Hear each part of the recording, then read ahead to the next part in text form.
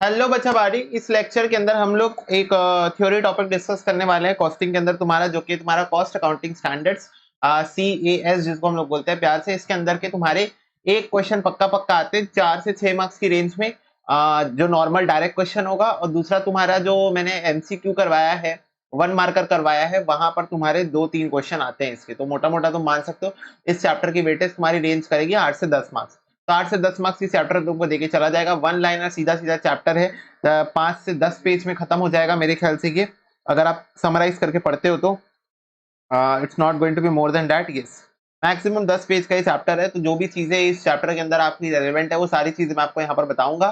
Definitely CS 1 से लेकर 24 तक तो चीजें रेलेवेंट है। फिर उसके बाद मैं आपको एक स्कैनर भी दूंगा जहां पर मैंने सारे क्वेश्चंस आपके कवर किए हुए हैं। This is an exclusive scanner for all the students जो कि कॉस्टिंग पढ़ रहे हैं अभी यहाँ पर मेरे मेरे साथ में। और ये स्कैनर करने के बाद आपको समझ में आ जाएगा किस टाइप के क्वेश्चन आप एक्सपेक्ट कर सकते हो एग्जाम में, जो कि 4 से 6 मार्क्स का CAS से पूछा जाएगा।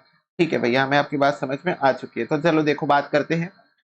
सबसे पहले what do you mean by cost accounting standard. तो पहले हम लोग को थोड़ा ओवरव्यू पढ़ना पड़ेगा, थोड़ा पास्ट पढ़ेंगे, थोड़ा सा प्रेजेंट पढ़ेंगे, फिर थोड़ा सा फ्यूचर के बारे में बात कर लेंगे। ये बाय CAS इज हियर, ठीक है। तो थोड़ा सा इस प्रकार की कवरेज यहाँ पर चल रही होगी। देखो सबसे पहले the maintenance of cost record was introduced by companies amendment bill 1965 through section 209 1D which warrants. तो देखो कॉस्ट अकाउंटिंग की जो बुक्स ऑफ अकाउंट्स मेंटेन होती है उसका फर्स्ट टाइम जो इंट्रोडक्शन किया गया था, ये पोर्शन मैंने इसलिए हाईलाइट किया है, मुझे ऐसा लगा बाई चांस, वैसे तो आना नहीं चाहिए, बाई चांस अगर MCQ में आ गया, तो जो फर्स्ट टाइम इंट्रोड्यूस किया गया था वो इंट्रोड्यूस किया था 1965 के अंदर। ठीक है, कंपनीज अमेंडमेंट बिल में 1965 में ये बोला गया था फर्स्ट टाइम कि चलो यार कॉस्ट रिकॉर्ड्स मेंटेन करते हैं। कॉस्ट रिकॉर्ड्स मेंटेन करते हैं मतलब कॉस्ट अकाउंटिंग करते हैं। ठीक है, पहली बार बोला गया था। किन कंपनीज के लिए? स्पेसिफिकली वो कंपनीज के लिए जो कि प्रोडक्शन, प्रोसेसिंग, मैन्युफैक्चरिंग, माइनिंग जैसी एक्टिविटीज में इंक्लूडेड है, particular relating to utilization of material, labour, other items of cost as may be prescribe. तो मेजरली उन कंपनीज के लिए जिन कंपनी के अंदर हैवी कॉस्टिंग की आवश्यकता हो सकती है, जिस कंपनीज के अंदर कॉस्ट ऑप्टिमाइजेशन, कॉस्ट रिडक्शन के स्कोप होते हैं। फॉर एग्जांपल जैसे कि मैंने आपके सामने इन कंपनीज को पढ़ा। ठीक है, मेजर पर्पस क्या था यार, कॉस्ट अकाउंटिंग करने का पर्पस क्या है? ज्यादा एफिशिएंसी करना। तो मोर एफिशिएंसी के पर्पस से ये चीजें की गई थी। ये पूरा आप बाकी गो थ्रू कर सकते हो, एक बार रीड कर सकते हो, not so important from exam point of view. ठीक है, फिर कुछ एक्सपर्ट कमिटीज बैठाई गई कि भाई क्या कॉस्ट अकाउंटिंग होना चाहिए, कॉस्ट रिकॉर्ड्स कैसे होने चाहिए, सारी चीजों के ऊपर बहुत सारा विचार विमर्श हुआ। तो उसके लिए एक्सपर्ट कमिटीज बैठाई गई। तो various committees form to evaluate the need and implementation of cost record maintenance. तो हमको पहले एनालाइज करना था, तो हमने कमिटियां बैठाई और उनको बोला गया कि एनालाइज करके बताओ कि क्या हमें आवश्यकता है एक्चुअल में कॉस्ट रिकॉर्ड्स मेंटेनेंस की। तो फिर कुछ कमिटीज ने कुछ कुछ रीजंस दिए कि क्यों हाँ हमें आवश्यकता है और क्यों आवश्यकता है कॉस्ट रिकॉर्ड्स मेंटेन करने की। तो देखो ये एक्सपर्ट कमिटी थी, नाम याद रखने की जरूरत नहीं है। एक कमिटी ने बोला कि मेक देयर ऑपरेशंस एफिशिएंट और exist in the competitive environment. तो बेसिकली आपके जो भी ऑपरेशंस होते हैं उनको ज्यादा एफिशिएंट बनाने के लिए आपको कॉस्ट रिडक्शन जैसे टूल्स की जरूरत होती है, उसके लिए आपको कॉस्ट रिकॉर्ड्स मेंटेन करने चाहिए। दूसरी बात ये कि इतना हाईली कॉम्पिटिटिव एनवायरनमेंट है, यहाँ पर बहुत ज्यादा प्राइस वॉर्स होती है फॉर्म्स के बीच में, होती कि नहीं होती है बताओ? एक प्राइस कम करेगा दूसरा पीछे पीछे भागेगा उसके, हाँ मैं भी प्राइस कम करूंगा। तो इस सिचुएशन में क्या होता है, बहुत ज्यादा प्राइस वॉर्स होती है। तो इतने कॉम्पिटिटिव माहौल में अगर आप कॉस्ट रिडक्शन नहीं करोगे, एफिशिएंटली काम नहीं करोगे, तो कैसे सरवाइव करोगे मार्केट में? हजारों बिजनेसेस आते हैं, 1 साल में बंद हो जाते हैं, 2 साल में बंद हो जाते हैं, 5 साल में बंद हो जाते हैं because of high fix cost. तो ये सब चीजों को हम कैसे पता लगाए, ये सब चीजों को हम कैसे कंट्रोल में लाए, उसके लिए हमको कॉस्टिंग की जरूरत है। तो पहली कमेटी ने ये बोला। दूसरी कमेटी ने बोला कि जो यूजर चार्जेस होते हैं, मतलब जो हम चार्ज करते हैं ना यूजर से, यूजर मतलब कौन? हमारे कस्टमर हम चार्ज करते हैं, वो पता लगाने के लिए, सही यूजर चार्ज पता लगाने के लिए हमको कॉस्टिंग की जरूरत है। दूसरा, हमारे जो कॉस्ट रिकॉर्ड्स है वो various government agencies, revenue authority, regulatory body, bank और फाइनेंशियल इंस्टीट्यूशंस भी यूज करते हैं। क्यों यूज करते हैं? देखो यार, उनको हमको लोन देना है, कोई सैंक्शन देना है, कोई ग्रांट देना है, किसी भी बहुत सारे पर्पस होते हैं, उसके लिए ये सारी अथॉरिटीज को भी हमारे कॉस्ट रिकॉर्ड्स की जरूरत पड़ सकती है।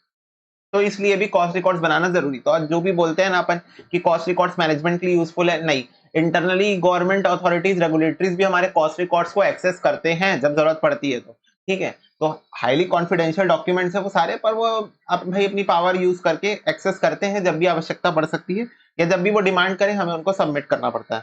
ठीक है, after opening up of the economy for a private और फॉरेन कंपनी। तो देखो प्राइवेट और फॉरेन कंपनीज के लिए इकोनॉमी को ओपन करने के बाद बहुत ज्यादा नीड पड़ गई कॉस्ट रिकॉर्ड्स मेंटेन करने की, कॉस्ट अकाउंटिंग करने की। सिंपल शब्दों में बात कर रहा हूँ, कॉस्ट अकाउंटिंग करने की। क्यों?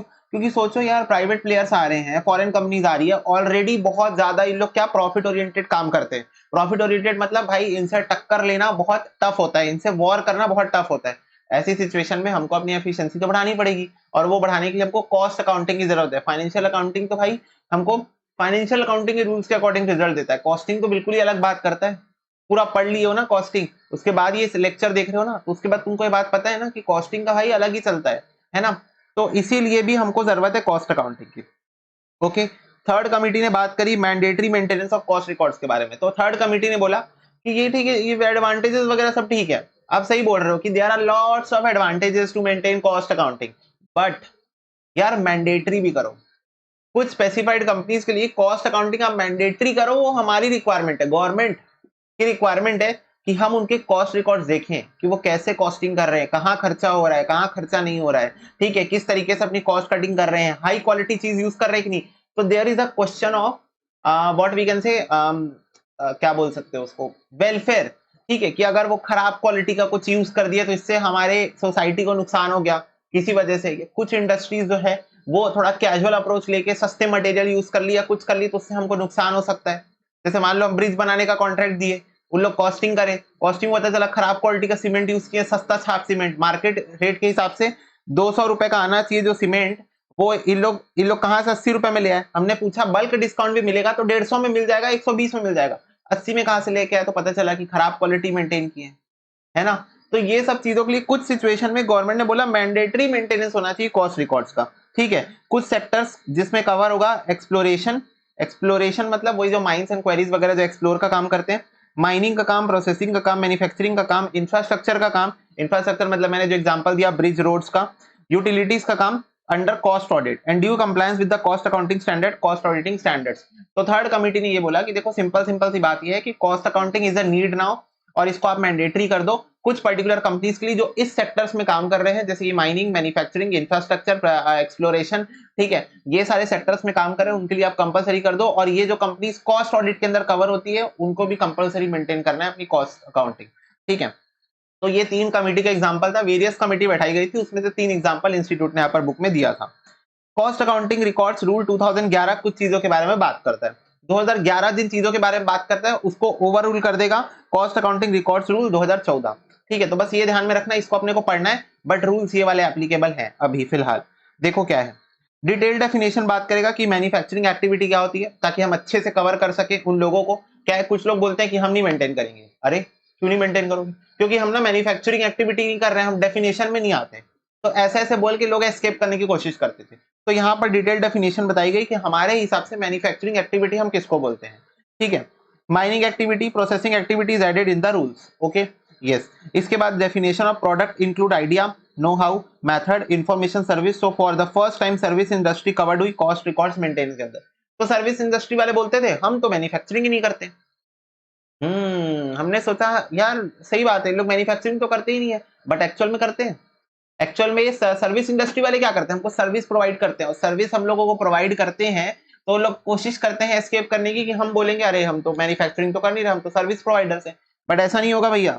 जब आप idea, know how, method, information and service के बारे में बात करते हो किसी भी सर्विस इंडस्ट्री की, तो आप मैन्युफैक्चरिंग ही तो कर रहे हो, आप मैन्युफैक्चरिंग ही तो कर रहे हो, manufacturing of services, manufacturing of and product नहीं कर रहे हो, पर मैन्युफैक्चरिंग ऑफ सर्विसेज तो कर रहे हो ना। तो आपको भी कवर किया गया कॉस्ट रिकॉर्ड्स मेंटेनेंस के अंदर। 3 क्राइटेरिया थे, बट ये 3 क्राइटेरिया को ओवररूल कर देगा 2014 का रूल। पहला क्राइटेरिया था कि aggregate net worth of the company 5 crore या उससे ज्यादा है तो मेंटेन करना पड़ेगा। दूसरा था टोटल टर्नओवर 20 करोड़ या उससे ज्यादा। और तीसरा share security listed in any stock exchange और इन आउटसाइड इंडिया। ठीक है, इंडिया अगर लिस्टेड कंपनी है तब तो पक्का करना है, सिंपल सी बात है, लिस्टेड कंपनी हो चाहे इंडिया में चाहे फॉरेन में करना पड़ेगा भाई। लिस्टेड कंपनी मतलब समझ रहे हो ना, पब्लिक कंपनी है, तब तो करवा के रहेंगे। हर कंपनी जो रिक्वायर है मेंटेन कॉस्ट रिकॉर्ड सबमिट करेगी compliance certificate duly certified by practicing cost accountant. ठीक है, चार्टर्ड अकाउंटेंट के पास ये राइट नहीं है, सिर्फ कॉस्ट अकाउंटेंट कर सकता है इन अ प्रिस्क्राइब्ड टाइम और limit as may be prescribed. Okay, फिर उसके बाद सेक्शन 148 ऑफ कंपनीज एक्ट 2013 के साथ में हम रीड करेंगे कॉस्ट अकाउंटिंग रूल्स 2014 जिसमें प्रोविजन है related to maintenance of cost records. ये वाले रूल्स आपको याद रखने, ये वाला आपका एप्लीकेबल है। सिंपली अगर मैं आपको एक लाइन में बताना चाहूं तो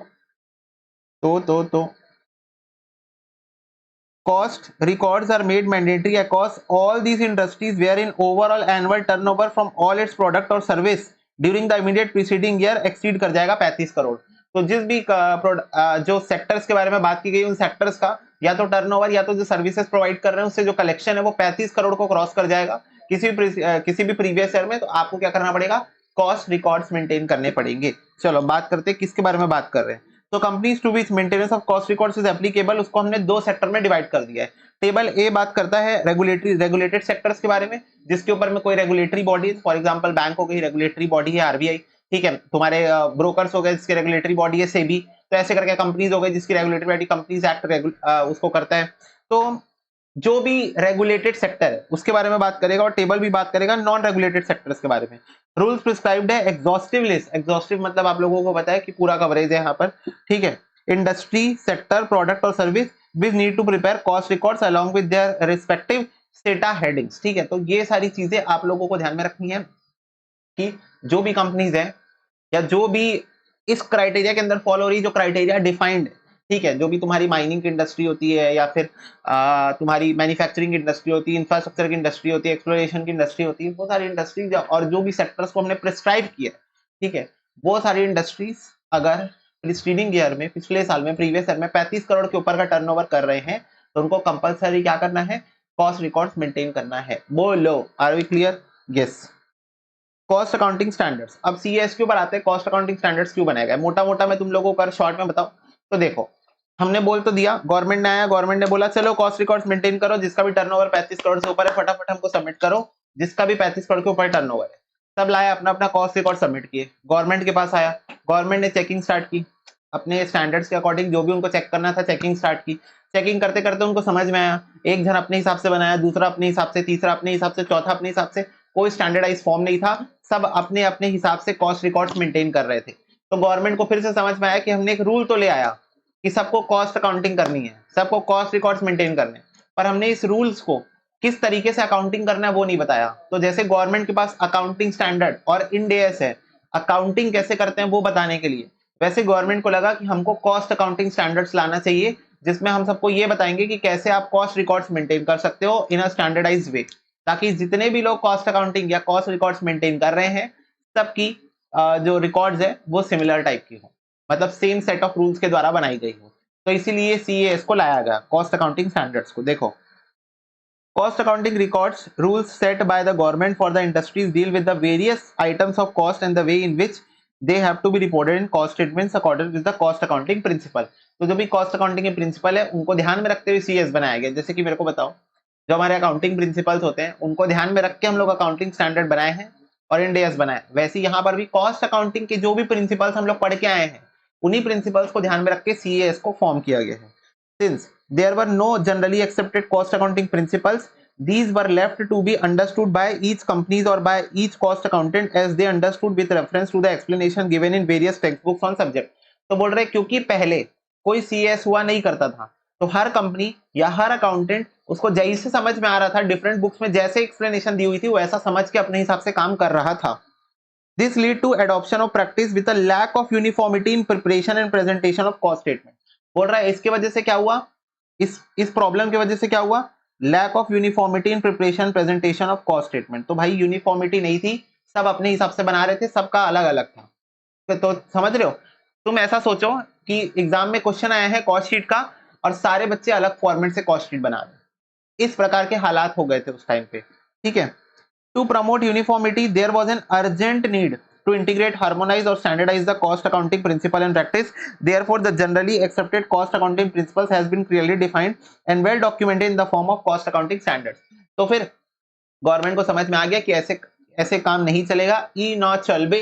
तो गवर्नमेंट ने बोला चलो फटाफट से कॉस्ट अकाउंटिंग स्टैंडर्ड्स लाया जाए, जिसके अंदर हम डिस्क्राइब करेंगे कि क्या सेट ऑफ रूल्स आपको फॉलो करने हैं, किन चीजों का आपको ध्यान रखना है while preparation and presentation of cost accounting statements. Okay, तो देखो एडवांटेजेस क्या हुआ सीएएस का, सिंपल एडवांटेज है, प्रोवाइड करेंगे structured approach to measurement of cost in manufacturing process और सर्विस इंडस्ट्री। तो कोई मैन्युफैक्चरिंग प्रोसेस कर रहे हो या सर्विस इंडस्ट्री में और वहां पर भी तुम सर्विस प्रोवाइडिंग काम कर रहे हो, तो वहां पर कॉस्ट कैसे मेजरमेंट होगी इसके बारे में बात करेंगे। जो भी मैंने ग्रीन चीजें लिखी है, ग्रीन से हाईलाइट किया है, वो आपको कीवर्ड याद रखना है, बाकी आप सेंटेंस फॉर्मेशन खुद से कर सकते हो। इंटीग्रेट करेंगे, हार्मोनाइज करेंगे, स्टैंडर्डाइज करेंगे cost accounting principles and practice को। क्यों? ताकि सबका सेम दिखे, सबकी कॉस्ट रिकॉर्ड्स कैसी लगे, सेम लगे, यूनिफॉर्म लगे। ओके, क्या करना है? Integrate, harmonise, standardise. Okay, provide करेंगे guidance to users to achieve uniformity and consistency in classification, measurement, assignment, allocation of cost to product and services. हम गाइड करेंगे किसको? यूजर्स को। कौन यूजर्स? जो कि कॉस्ट रिकॉर्ड बनाते हैं, ताकि वो लोग यूनिफॉर्मिटी और कंसिस्टेंसी मेंटेन कर सके। किस चीज में? किस चीज में? Guidance for the uniformity and consistency. Guidance for the uniformity and consistency. चलो मेरे साथ में बोलो, guidance for the uniformity and consistency of what? Of what? Of what? CMAA, CMAA, CMAA, ACMA। समझ रहे हो? क्या बोलेंगे हम? ACMA, ACMA। इधर आओ, इधर आओ, इधर आओ, हम आपको गाइडेंस देंगे। ACMA साहब इधर आइए, इधर आइए, हम आपको गाइडेंस देंगे। किस चीज में गाइडेंस देंगे? हम आपको गाइडेंस देंगे यूनिफॉर्मिटी और कंसिस्टेंसी मेंटेन करने के लिए। यूनिफॉर्मिटी, कंसिस्टेंसी किस चीज में? ACMA। ACMA मतलब एलोकेशन, असाइनमेंट, क्लासिफिकेशन और मेजरमेंट। ठीक है? Okay, yes, allocation, assignment, classification, measurement. उसके बाद arriving at the basic of computing the cost. Arrive करेंगे किसमें? Basis for computing of cost. किस बेसिस पर आप कॉस्ट कंप्यूटेशन कर रहे हो? किसी भी प्रोडक्ट का, एक्टिविटी का, सर्विस का, विच रिक्वायर्ड बाय लीगल और रेगुलेटरी बॉडी। तो कोई भी लीगल रेगुलेटरी बॉडी बोलती है ना भाई आपको क्या करना है। जैसे फॉर एग्जांपल मान लो आपको इन्वेंटरी वैल्यूएशन करनी होती है, एएस बताता है cost and RV whichever is lower. तो वैसे ही हम आपको बेसिस प्रोवाइड करेंगे रेगुलेटरी बॉडीज के द्वारा कि किस बेसिस पे आप किसी भी प्रोडक्ट, एक्टिविटी और सर्विस का क्या करोगे? कॉस्ट कंप्यूटेशन करोगे। ठीक है? अनेबल करना practicing member of to make use of cost accounting standard attestation of general purpose cost statement. तो देखो जनरल पर्पस कॉस्ट स्टेटमेंट जो होता है, जैसे जनरल पर्पस फाइनेंशियल रिपोर्टिंग होता है, वैसे जनरल पर्पस कॉस्ट स्टेटमेंट होता है। उसका अटेस्टेशन फंक्शन कैसे करोगे? अटेस्टेशन फंक्शन कैसे करोगे? उसके लिए भी हम आपको रूल्स प्रोवाइड करेंगे। ओके, किसको? प्रैक्टिसिंग मेंबर को, क्योंकि तुमको भी पता है अटेस्टेशन का काम सिर्फ प्रैक्टिसिंग मेंबर ही कर सकता है। अगर आप प्रैक्टिस कर रहे हो सीएमए बनने के बाद, तभी आप ये काम कर सकते हो। assisting in clear and uniform understanding of all the related issue by various users, organization, government body, regulatory, research agency and academic institution। क्या करना? असिस्ट करना। किस चीज में? किस चीज में असिस्ट करना? क्लियर और uniform understanding of the related issues by various users. तो वेरियस यूजर्स में जो भी तुम लोगों के यूजर्स आ रहे हैं, गवर्नमेंट, कुछ एजेंसीज, उन लोगों के बारे में क्या करना? उनको असिस्ट करना in clear and uniform understanding. Okay, clear and uniform understanding. तो जो ग्रीन से मैंने हाईलाइट किया है, उन चीजों को आपको याद रखना है। ये क्वेश्चन एग्जाम में आ सकता है। What is the advantages of cost accounting standards. Okay, yes, ठीक है। Cost accounting standard board. अब देखो सीएस हवा से तो ऐसे आएंगे नहीं, भगवान आएंगे बोलेंगे ये लो, ये क्या है? हाँ, ये तो एक बुक है। इस बुक के अंदर क्या लिखा है? इस बुक के अंदर लिखा है सीएएस कॉस्ट अकाउंटिंग स्टैंडर्ड। ऐसा कुछ होगा क्या? नहीं होगा। काश ऐसा हो सकता है ना भैया, पर ऐसा कुछ नहीं होगा। कॉस्ट अकाउंटिंग स्टैंडर्ड बोर्ड्स का निर्माण किया जाएगा इस पर्पस के लिए। ये वाला क्वेश्चन भी एग्जाम में आ सकता है कि what is the composition of CAS. ठीक है, CSB cost accounting standard board का कंपोजिशन क्या है, ये सब भैया हमको याद करना पड़ेगा 100%। भैया पर ये तो गलत बात है, हमारा सिलेबस तो कॉस्ट अकाउंटिंग न्यूमेरिकल है, तो हम इसमें थ्योरी को याद करें, करना पड़ेगा। थ्योरी का तो एक सेशन है बेटा पूरा अलग से, ये तो सीएएस का सेशन है, कॉस्ट अकाउंटिंग स्टैंडर्ड का थ्योरी का तो एक अलग से सेशन है। तुमको बिलीव नहीं होती मेरी बातों पे, तो ये देखो इंस्टीट्यूट ने भर भर के एग्जामों में थ्योरी के ऊपर क्वेश्चन पूछा है। ऑब्जेक्टिव स्कोप ऑफ सीएस 24 बताओ, दिसंबर 2021 में 4 मार्क्स का आया था। ठीक है, ऑब्जेक्टिव स्कोप ऑफ सीएस 4 बताओ, दिसंबर 2019 में 6 मार्क्स का आया था। ओ माय गॉड, इतना भैया, इतना भयंकर। CS7 employ cost defined limited edition जो है, और उसके जनरल प्रिंसिपल्स ऑफ मेजरमेंट बताओ, जून 2019 में 6 मार्क्स का आया था। ओ माय गॉड, ठीक है। इसके बाद दिसंबर 2018 में 6 मार्क्स का आया था CS6 का तुम्हारा ऑब्जेक्टिव एंड स्कोप आया था। तो देख रहे हो इतनी सारी चीजें, बाप रे भैया, तो पूरा थ्योरी भरा हुआ है। Direct expenses defined in CS10 बताओ, जनरल प्रिंसिपल बताओ, जून 2018 में 6 मार्क्स का आया था। Okay, treat over time in cost record CS7 तुम्हारा 2016 में जून अटेम्प्ट में आया था, 16 या 17 के जून अटेम्प्ट में आया था, के 17 के जून अटेम्प्ट में आया था। तो देख रहे हो, ये देखो जून 2017 में 6 मार्क्स में फिल इन द ब्लैंक्स आया था यहाँ पर। अच्छा, तो फिर वो 16 वाला ही है। ये तुम्हारे आंसर्स है, मैंने क्या किया, क्वेश्चन बनाया ब्लैक से और आंसर्स को यहाँ पर रेड से लिख दिया। तो देख रहे हो सारे थ्योरेटिकल क्वेश्चन आए हैं, तो ये मत सोचना कि यहाँ पर थ्योरेटिकल क्वेश्चन पूछे नहीं जाते हैं। यहाँ पर बिल्कुल थ्योरेटिकल क्वेश्चन पूछे जाते हैं और तुमको याद करना पड़ेगा, कोई लूपहोल नहीं है। ओके, तो देखो, council of the institute of cost accountant India constitute करते हैं कॉस्ट अकाउंटिंग स्टैंडर्ड बोर्ड। तो देखो, जैसे अकाउंटिंग स्टैंडर्ड्स को बनाने के लिए आईसीएआई बनाती है नाफरा के उससे अंडर में आके, तो वैसे ही यहाँ पर cost institute of cost accountants of India ICAI responsible है सीएएसबी कॉस्ट अकाउंटिंग स्टैंडर्ड बोर्ड्स बनाने के लिए, और वीए बोर्ड फॉर्मेशन करती है सीएएस का। Okay, with the objective of formulating cost accounting standards. After recognizing the need for structured approach to the measurement of cost, so as to provide guidance to the user, organization, government body, regulatory, research agency, academic institution, other to achieve uniformity and consistency in the classification, measurement, assessment of cost. तो तुम लोग को ये तो याद करना है, ACMA, ये तो तुम लोग को याद रखना ही है, ACMA, this is very very important. आपको ACMA याद रखना है। ACMA मतलब क्या भैया, मतलब एलोकेशन, असाइनमेंट और classification measurement, allocation, assignment, classification measurement, allocation, assignment, classification measurement, ACMA।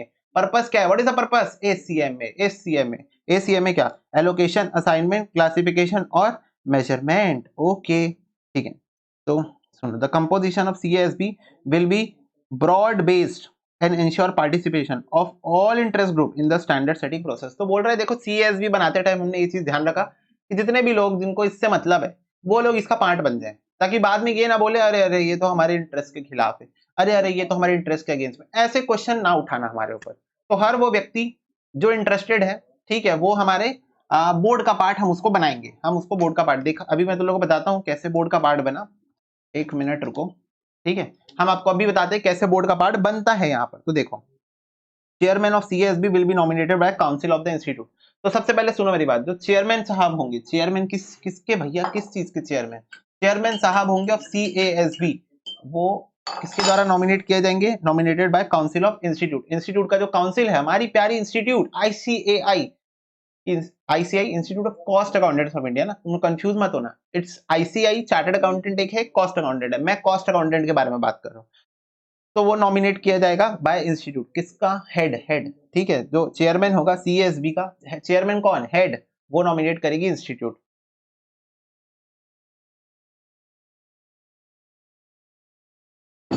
Okay, ये मत सोचो मैं कोल्ड ड्रिंक पी रहा हूँ, ग्लूकोज है। ओके, देखो, the following will B represented on CASB, कौन कौन रिप्रेजेंट होगा, तो देखो, 6 member of council including the chairman of the board to be nominated by the council. Okay, तो सबसे पहले फर्स्ट ऑफ ऑल ये भैया याद करना है, हाँ करना है, 6 member of the council including chairman of the board to be nominated by council। तो देखो, 6 मेंबर जो होंगे काउंसिल के, including chairman of the board, वो कौन नॉमिनेट करेगा, काउंसिल नॉमिनेट करेगा। एक नॉमिनी होगा सेंट्रल गवर्नमेंट का, रिप्रेजेंट करेगा मिनिस्ट्री ऑफ कॉर्पोरेट अफेयर्स को, तो मिनिस्ट्री ऑफ कॉर्पोरेट अफेयर्स को रिप्रेजेंट करते हुए एक नॉमिनी आएगा सेंट्रल गवर्नमेंट की तरफ से। एडवाइजर होगा कॉस्ट का, ठीक है, एडवाइजर की स्पेलिंग गलत है, कॉस्ट ऑडिट ब्रांच और representative nominated by ministry of corporate affairs, government of India, ये भी गवर्नमेंट ऑफ इंडिया की तरफ से आएंगे, ठीक है। एक नॉमिनी होगा सेंट्रल गवर्नमेंट का जो रिप्रेजेंट करेगा central board of indirect tax और कस्टम्स को, वैसे ही एक नॉमिनी होगा जो CBDT को भी रिप्रेजेंट करेगा, central board of direct taxes को, ठीक है, देखो CBDT। 2 मेंबर होंगे ऑफ द इंस्टीट्यूट जो रिप्रेजेंट करेंगे लीडिंग कंपनीज को, तो 2 कोई भी मेंबर होंगे जो कि किसी भी लीडिंग कंपनी जहां पर कॉस्ट रिकॉर्ड्स मेंटेन किए जाते हैं उनको रिप्रेजेंट करते हुए आएंगे। 4 नॉमिनी होंगे इन रेगुलेटर्स की तरफ से, 2 नॉमिनी होंगे ICAI और ICSI की तरफ से, मतलब चार्टर्ड अकाउंटेंट्स और कंपनी सेक्रेटरीज ऑफ इंडिया की तरफ से। 3 नॉमिनी होंगे इंडस्ट्री एसोसिएशंस की तरफ से, ठीक है, 2 नॉमिनी होंगे एकेडमिक इंस्टीट्यूशंस की तरफ से, और 4 एमिनेंट प्रैक्टिसिंग मेंबर होंगे इंस्टीट्यूट के। एमिनेंट मतलब जानी मानी हस्तियां, एमिनेंट मतलब जानी मानी हस्तियां जिनको हम मान सकते हैं, अरे भाई आप तो भगवान हो, ओ माय गॉड आप तो गॉड लेवल हो, तो गॉड लेवल्स होंगे, ठीक है। और एक और होगा यहाँ पर, president is authorise to include maximum of 2 eminent person जिनके पास नॉलेज है और एक्सपर्टीज है कॉस्ट एंड मैनेजमेंट अकाउंटिंग के अंदर और अकाउंटिंग स्टैंडर्ड्स के अंदर, जो कि उन कैटेगरीज में फॉल नहीं हो रहे जो कि कॉन्स्टिट्यूशन में क्या है, डिफाइंड है, not falling under the category as defined in the constitution. तो ये लोग मिल के बनाएंगे क्या, CASB, ठीक है, ये लोग बनाएंगे cost accounting standard board, CASB। भैया क्या हमको एज इट इज को रटना है, हाँ बेटा, कोई ऑप्शन नहीं है, तुमको इसको रटना है, तुम धीरे धीरे प्यार प्यार से 5-6 बार रिवाइज करके इसको रटो, और कोई ऑप्शन नहीं है, ठीक है। इस पर ये तुम लोगों को पूरा याद करना ही है। तो तुम लोग एक काम कर सकते हो, ऐसा मेरा मानना है कि तुम ऐसा कर सकते हो कि तुम ना इसके लिए एक फ्लो चार्ट बना लेना। इसके लिए क्या कर लेना, एक फ्लो चार्ट बना लेना। तो फ्लो चार्ट में ऐसे करके लिख लेना कि यहाँ पर 6 मेंबर्स होंगे, और एक जो हमारा चेयरमैन होगा, काउंसिल रिप्रेजेंट करेगी, फिर इसके बाद इतने नॉमिनी। देखो ये तो बहुत ईजी है, ये देखो 2 नॉमिनी यहाँ से, 2 नॉमिनी यूनिवर्सिटी कॉलेज से, आईसीआई से, मतलब समझ रहे हो, जो लोग पढ़ाने वाले कौन, chartered accountant of India, company secretary of India, या फिर कोई यूनिवर्सिटी आईआईएम वगैरह, वहां से 2-2 नॉमिनी आएंगे, 4 जानी मानी हस्तियां आएंगी, 4 जानी मानी हस्तियां आएंगी, ठीक है, ओके। 3 नॉमिनी, और यहाँ पर 3 नॉमिनी आएंगी इंडस्ट्री से, और 4 नॉमिनी आएगी तुम्हारी रेगुलेटर से, 4 नॉमिनी आएगी रेगुलेटर से। देखो जब भी मैं रेगुलेटर का नाम लेता हूँ तुमको क्या याद आता है, तुम क्या याद आता है भैया, आरबीआई और सेबी, आरबीआई सेबी इंटू 2 कर दो, 4 लोग आएंगे, इंटू 2 कर दो, 4 लोग आएंगे। 2 मेंबर किसी भी लीडिंग कंपनी से आएंगे। तो जब भी मैं लीडिंग कंपनी का नाम लेता हूँ तुमको कौन सी 2 कंपनी याद आती, मोटा भाई मतलब अदानी और रिलायंस, अदानी और रिलायंस। तो क्या होता है यहाँ पर, या फिर तुम मोटा भाई को याद करो, तो मोटा भाई लोग कितने भाई है, 2 भाई है, 2 भाई है। तो 2 मेंबर आएंगे किसी भी इंस्टीट्यूट के, 2 मेंबर आएंगे इंस्टीट्यूट के किसी भी लीडिंग कंपनी से, ठीक है। और एक नॉमिनी आएगा सीबीडीटी से, एक नॉमिनी आएगा डायरेक्ट टैक्स और कस्टम से, ठीक है, ओके। तो यहां से यहां तक तो तुमको याद हो गया, यहां से यहां तक तो पीछे वाला भी तुमको याद हो गया कि प्रेसिडेंट को ऑथोराइज है कि वो क्या, 2 एमिनेंट पर्संस को, ठीक है, मैक्सिमम ऑफ 2 एमिनेंट पर्सन जिनके पास नॉलेज और एक्सपर्टीज हो, किसका, सीएमए का, कॉस्ट अकाउंटिंग का, ठीक है, ओके। तो यहां से यहां तक तो याद हो गया, बस ये तुम लोग को ये 6 मेंबर भी याद हो गया होगा, 6 मेंबर भी। चलो अभी रिकॉल करके देखो, 6 मेंबर, फिर एक नॉमिनी आएगा जो कि मिनिस्ट्री ऑफ कॉर्पोरेट अफेयर्स का होगा, और कोई एडवाइजर कॉस्ट ऑडिट ब्रांच का, और उसका रिप्रेजेंटेटिव आएगा जो कि मिनिस्ट्री ऑफ कॉर्पोरेट अफेयर्स ने नॉमिनेट किया है। तो बस इतना है, तुम लोगों को फटाफट से याद कर लो, फटाफट से याद कर लो कि जो भी पढ़ाई वाली जगह है वहां से 2 नॉमिनी आएंगे, आईसीआई, आईसीएसआई, या फिर किसी यूनिवर्सिटी और आईआईएम वाली जगह है, बस आईआईएम और यूनिवर्सिटी, ये 2 याद कर लो।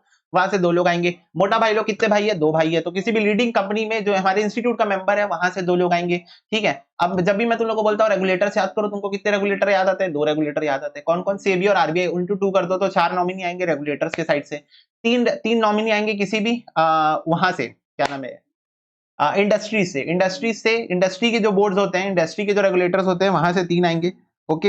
ये देखो इंडस्ट्रियल एसोसिएशन से 3 आएंगे, और बस हो गया। मैंने कोई मिस किया क्या, नहीं। फिर एक सीबीडीटी से आएगा, एक इनडायरेक्ट टैक्सेस और कस्टम से आएंगे, एक मिनिस्ट्री ऑफ कॉर्पोरेट अफेयर से आएगा, 6 मेंबर होंगे इंक्लूडिंग चेयरमैन जो कि काउंसिल के द्वारा रिप्रेजेंट किए जाएंगे, और तुम्हारा कोई एडवाइजर आएगा कॉस्ट ऑडिट का from ministry of corporate affairs के साइड से, जो कि इस पर हम लोगों को गाइडेंस देगा। एंड बस हो गया, इतना ही तो था, ठीक है। अगर हाँ, और 4 दिग्गज लोग, 4 एमिनेंट लोग, और 2 मिनिमम 2 मैक्सिमम 2 एमिनेंट लोग को president, including a maximum 2 eminent person, president authorise करेगा, ठीक है, to include a maximum 2 eminent person जिनके पास थॉरो नॉलेज है, वास्ट नॉलेज है, किसका, सीएमए का, ओके, सीएमए का, कॉस्ट एंड मैनेजमेंट अकाउंटिंग का। तो ऐसे करके तुम इसका कंपोजिशन याद कर सकते हो। अब इसको तुम 4-5 बार रिवाइज करोगे, तुमको ये याद हो जाएगा, बिल्कुल याद करना है, बहुत बहुत इंपॉर्टेंट क्वेश्चन है। Objectives and functions of CASB, again very important question. ये सब क्वेश्चन मैं थ्योरी पॉइंट ऑफ व्यू से करा रहा हूँ, बाई चांस तुमको न्यूमेरिकल नहीं भर रहा है, तुम लटक गए हो, या इंस्टीट्यूट ने ऑप्शन में थ्योरी ही पूछ दी है, तुम्हारे पास कोई ऑप्शन नहीं बचा है, तुमको अटेम्प्ट करना ही पड़ेगा, क्योंकि उस ऑप्शन में 3 क्वेश्चन है जिसमें से 2 तुमको बहुत बेहतरीन तरीके से आते हैं, पर एक थ्योरी है। तो उस थ्योरी के तुम्हारे मार्क्स ना कटे, इसलिए तुमको बताई जा रही है। आ रही ना बात समझ में। एक सेक्शन में इंस्टीट्यूट ने 20 मार्क्स का एक सेक्शन बनाया जहां 3 क्वेश्चन कंटिन्यूअस पूछे हैं, और उसको तुमको अटेंड करना ही करना है। अब क्या करोगे, और कोई ऑप्शन है तुम्हारे पास, नहीं है ना। वो क्वेश्चन के 2 क्वेश्चन तुमको बन रहे, उस पर्टिकुलर क्वेश्चन के 2 क्वेश्चन बन रहे, पर एक थ्योरी है, तो वो थ्योरी भी बन जानी चाहिए तुमको, नहीं तो अननेसेसरी के मार्क्स कटेंगे। चलो, ऑब्जेक्टिव ऑफ सीएएसबी, डेवलप करेंगे हाई क्वालिटी का कॉस्ट अकाउंटिंग स्टैंडर्ड। ऐसा वैसा भाई काम नहीं करते हम, हाई क्वालिटी काम करते हैं, बोलो हाई क्वालिटी काम करते हैं ना, हाँ, ठीक है। टू अनेबल द मैनेजमेंट, अब देखो हाई क्वालिटी काम की बात कर दी है तो हम बोलेंगे हाई क्वालिटी काम है। ये जो सीएएस के क्वेश्चन है बेटा, इसके अंदर मैंने तुम्हारे पिछले पिछले 10 साल के क्वेश्चन कवर कर दिए हैं। पिछले 10 साल के जो भी रेलेवेंट क्वेश्चन है आप लोगों के लिए, पिछले 10 साल के जो भी रेलेवेंट क्वेश्चन है वो मैंने कवर कर दिए। बोले ना हाई क्वालिटी काम, हाई क्वालिटी काम कितने पेज में भैया, मात्र 14 पेज में बेटा, मात्र 14 पेज में विथ सॉल्यूशन, विथ सॉल्यूशन। इससे तुमको एक मस्त आइडिया मिल जाएगा कि इंस्टीट्यूट किस टाइप के क्वेश्चन पूछते हैं एग्जाम्स में। यस, ओके भैया, तो बोलते हैं ना इसको हाई क्वालिटी काम। तो डेवलप हाई क्वालिटी, मैंने किससे सीखा हाई क्वालिटी काम? सीएमए लोगों से सीखा ना। देखो ना, हाई क्वालिटी स्टैंडर्ड बनाते हैं ना, तो हाई क्वालिटी काम भी करते हैं। Cost accounting standard to enable the management to take inform decision, और एनेबल करेंगे रेगुलेटर्स को to function more efficiently by integrating, harmonising, standardising cost accounting principles and practices. क्या करना है हमको? इंटीग्रेट करना है, हार्मोनाइज करना है और स्टैंडर्डाइज करना है। Integrate, standardise, harmonise. Okay, HIS, HIS, his, CSB क्या है? हिज का काम क्या है? Harmonise, integrate, standardise, harmonise, integrate, standardise, harmonise, integrate, standardise. His, okay. His work is, what is his work? What is his work? His work is his what है? Harmonise, integrate, standardise. ठीक है, cost accounting principles and practices. Okay, तो the following will be the function of CASB। क्या होगा? Framework बताएंगे। मैंने आपको framework का मतलब बताया, set of rules. What do you mean by framework? Set of rules. Set of rules for what? Cost accounting standards. ठीक है, तो to issue framework for the cost accounting standards. Okay, फिर इक्विप करेंगे cost and management accountant professionals को, better guidance provide करेंगे on cost accounting principles. तो क्या करेंगे? गाइडेंस प्रोवाइड करेंगे। किसको? हमारे प्यारे प्यारे प्यारे CMS को। ओके, असिस्ट करेंगे मेंबर को in preparation of uniform cost statement under various statutes. तो स्टैट्यूज मतलब लॉ, तो लॉ का ध्यान रखते हुए मस्त, लॉ का ध्यान रखते हुए मस्त हमको यूनिफॉर्म कॉस्ट स्टेटमेंट्स बनाने हैं। ठीक है, इस मुद्दे पे हम क्या करेंगे? मेंबर्स को असिस्ट करेंगे। Okay, time to time interpretation बताएंगे, टाइम टू टाइम इंटरप्रिटेशन बताएंगे कॉस्ट अकाउंटिंग स्टैंडर्ड का। तो देखो, जैसे मान लो कॉस्ट अकाउंटिंग स्टैंडर्ड तो आ गया, बट कंफ्यूजन है मार्केट में, मैं कुछ और बोल रहा हूँ, तुम कुछ और बोल रहे हो, वो कुछ और बोल रहे हो। तो इस सिचुएशन में हम क्या करेंगे? इंटरप्रिटेशन बताएंगे कि हमारा क्या मानना है। CSB क्या बोलेगा कि जो हमने बनाया स्टैंडर्ड, हमने बनाया ना, सॉरी, CSB क्या बोलेगा? स्टैंडर्ड हमने बनाया है, अपुन ने बनाया स्टैंडर्ड, तो हम बताएंगे कि हमने क्या सोच के बनाया, हम क्या सोच रहे थे। ठीक है, तो वो टाइम टू टाइम इंटरप्रिटेशन बताएंगे। ओके, इशू करेंगे application guidance relating to particular standard. तो पर्टिकुलर स्टैंडर्ड को लेकर अगर कोई एप्लीकेशन से रिलेटेड समस्या आ रही है तो क्या इशू करेंगे? उसके रिलेटेड गाइडेंस इशू करेंगे। जैसे मान लो कोई CAS आया, उसका एप्लीकेशन कैसे होगा कॉस्ट अकाउंटिंग के अंदर, उसके बारे में गाइडेंस प्रोवाइड करेंगे। प्रोपागेट करेंगे, मतलब बेटा फैलाएंगे नॉलेज, जागरूकता बढ़ाएंगे, जागरूकता बढ़ाएंगे किसके तरफ? तो बेटा प्रोपागेट करेंगे और परसुएट करेंगे, साथ में याद करना है तुमको। प्रोपागेट करेंगे, परसुएट करेंगे। किसको? प्रोपागेट करेंगे कॉस्ट अकाउंटिंग स्टैंडर्ड को, और परसुएट करेंगे यूजर्स को कि अडॉप्ट करो in preparation and presentation of general purpose cost statement. तो हम क्या करेंगे? परसुएट करेंगे, प्रोपागेट करेंगे। ठीक है, फैलाएंगे नॉलेज करेंगे और लोगों को मोटिवेट करेंगे कि CAS का प्रयोग करो जब आप जनरल पर्पस कॉस्ट स्टेटमेंट बना रहे हो। और फिर से परसुएट करेंगे किसको? गवर्नमेंट को और एप्रोप्रिएट अथॉरिटी को।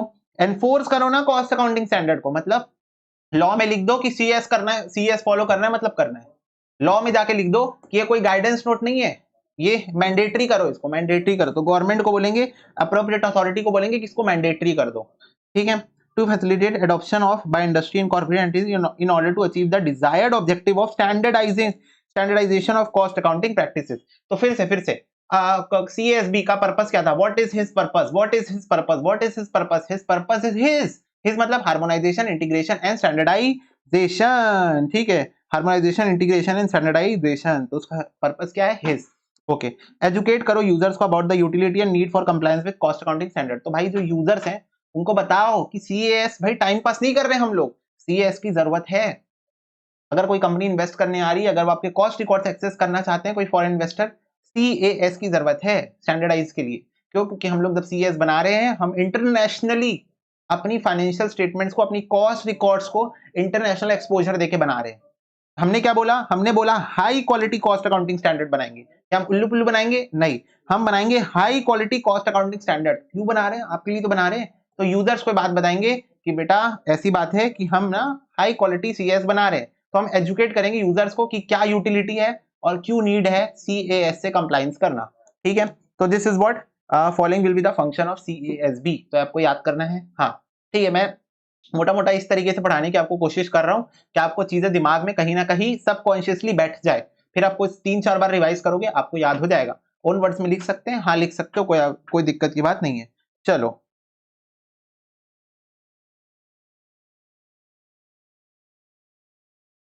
चलो देखो, overview of cost accounting standard. सबसे बड़ा दिक्कत ये होता है बेटा, क्या होता है? बच्चों को ना CS 1 से लेकर 24 तक 24 CS है, इसमें से बहुत सारे में रिवीजन भी हुआ है बहुत बार, क्योंकि जब जब नीड पड़ी तब तक CS भी आई और उन्होंने रेलेवेंट चेंजेस किए हैं CS के अंदर, तो बहुत सारे रिवाइज्ड एडिशन है। मुद्दा ये होता है बच्चों को बहुत सारी जगह पे दिक्कत होती है, उनको नाम नहीं याद होता CS का, और जो कि जरूरी याद करना। जैसे अकाउंटिंग स्टैंडर्ड्स भी आपको याद करना जरूरी है, इंडेस भी आपको फाइनल लेवल पे याद करना जरूरी है, वैसी यहाँ पर भी आपको CAS याद करना जरूरी है, पूरे 24 के 24 नाम और उनका नंबर। तो कैसे याद कर सकते हो, तो देखो इसको ना एकदम जनरल तरीका है, आप कोई भी स्टोरी बना के याद कर सकते हो। अब बात ये उठती है, आपको 10 वीडियो मिल जाएंगे यूट्यूब के अंदर, वहां पर भी आपको बेसिक तरीका सब अपने अपने तरीके से याद करने की कोशिश करेंगे। आपको किसी भी तरीके से सूटेबल लगे आप अपनी खुद की स्टोरी बना सकते हो। मैं भी एक स्टोरी आपको बता देता हूँ अपनी तरफ से, ठीक है। अनयूजुअल सी स्टोरी रहती है तो ज्यादा अच्छे से याद हो जाती है। एक अनयूजुअल सी स्टोरी बना के हम पूरे 24 के 24 CS याद कराने की आपको कोशिश कर सकते हैं। तो वो स्टोरी क्या है, सुनना मेरी बात को ध्यान से। आपकी नई नई शादी हुई, भैया आप हमेशा ऐसी करते हो, आप हमारी दुखती नस पे हाथ रखते हो, भैया मेरा ब्रेकअप हुआ पड़ा है और आप मेरी शादी करा रहे हो। बेटा शादी हुई, मान लो फ्यूचर, बेटा फ्यूचर, मेरे पास बड़ा पैसा है, मोटा पैसा आ चुका है CMA बनने के बाद, और अब तुम्हारी अच्छी खासी मस्त शादी हो गई, ठीक है। अब तुम्हारी नई नई शादी हुई, तुम अच्छी बड़ी कंपनी में काम करते हो, तुम ऑफिस गए, ऑफिस वालों को पता चला वाह तुम्हारी शादी हो गई, तो ऑफिस वाले बोले आज तो हम तुम्हारे घर में जाके तुम्हारी वाइफ के हाथ का खाना खाएंगे। तुम बोलोगे भैया क्या मैंने ऑफिस वालों को शादी में नहीं बुलाया था, हो सकता है नहीं बुलाया हो। अनयूजुअल स्टोरी बनाना है, राइट। यूजुअली जो चीजें होती है वो नहीं बनाना है, अनयूजुअल स्टोरी बनाना है। तो उन्होंने बोला कि आज हम आपके घर में जाके खाना खाएंगे, तो आपके सारे पलटन आपके घर आ गई, ठीक है। आपने उनको अपने एडमिन रूम में, बोले तो ड्राइंग रूम में, पर हमारे लिए ड्राइंग रूम क्या है, एडमिनिस्ट्रेटिव रूम, हमारा ऑफिस है वो, तो आपने उनको अपने एडमिन रूम में बैठा दिया, ठीक है। अब सुनो मेरी बात को ध्यान से, अब वो आपके घर आए, सबसे पहले आपकी वाइफ ने उनका मस्त स्वागत किया, आइए आइए आइए, वेलकम वेलकम वेलकम। फिर आपकी वाइफ ने बोला 1 मिनट आप अंदर आइए, और उसके बाद उन्होंने आपको क्या क्या बोला होगा वो तो आप खुद ही अंडरस्टूड है, सेल्फ अंडरस्टूड कि आपकी वाइफ ने आपको क्या क्या बोला होगा।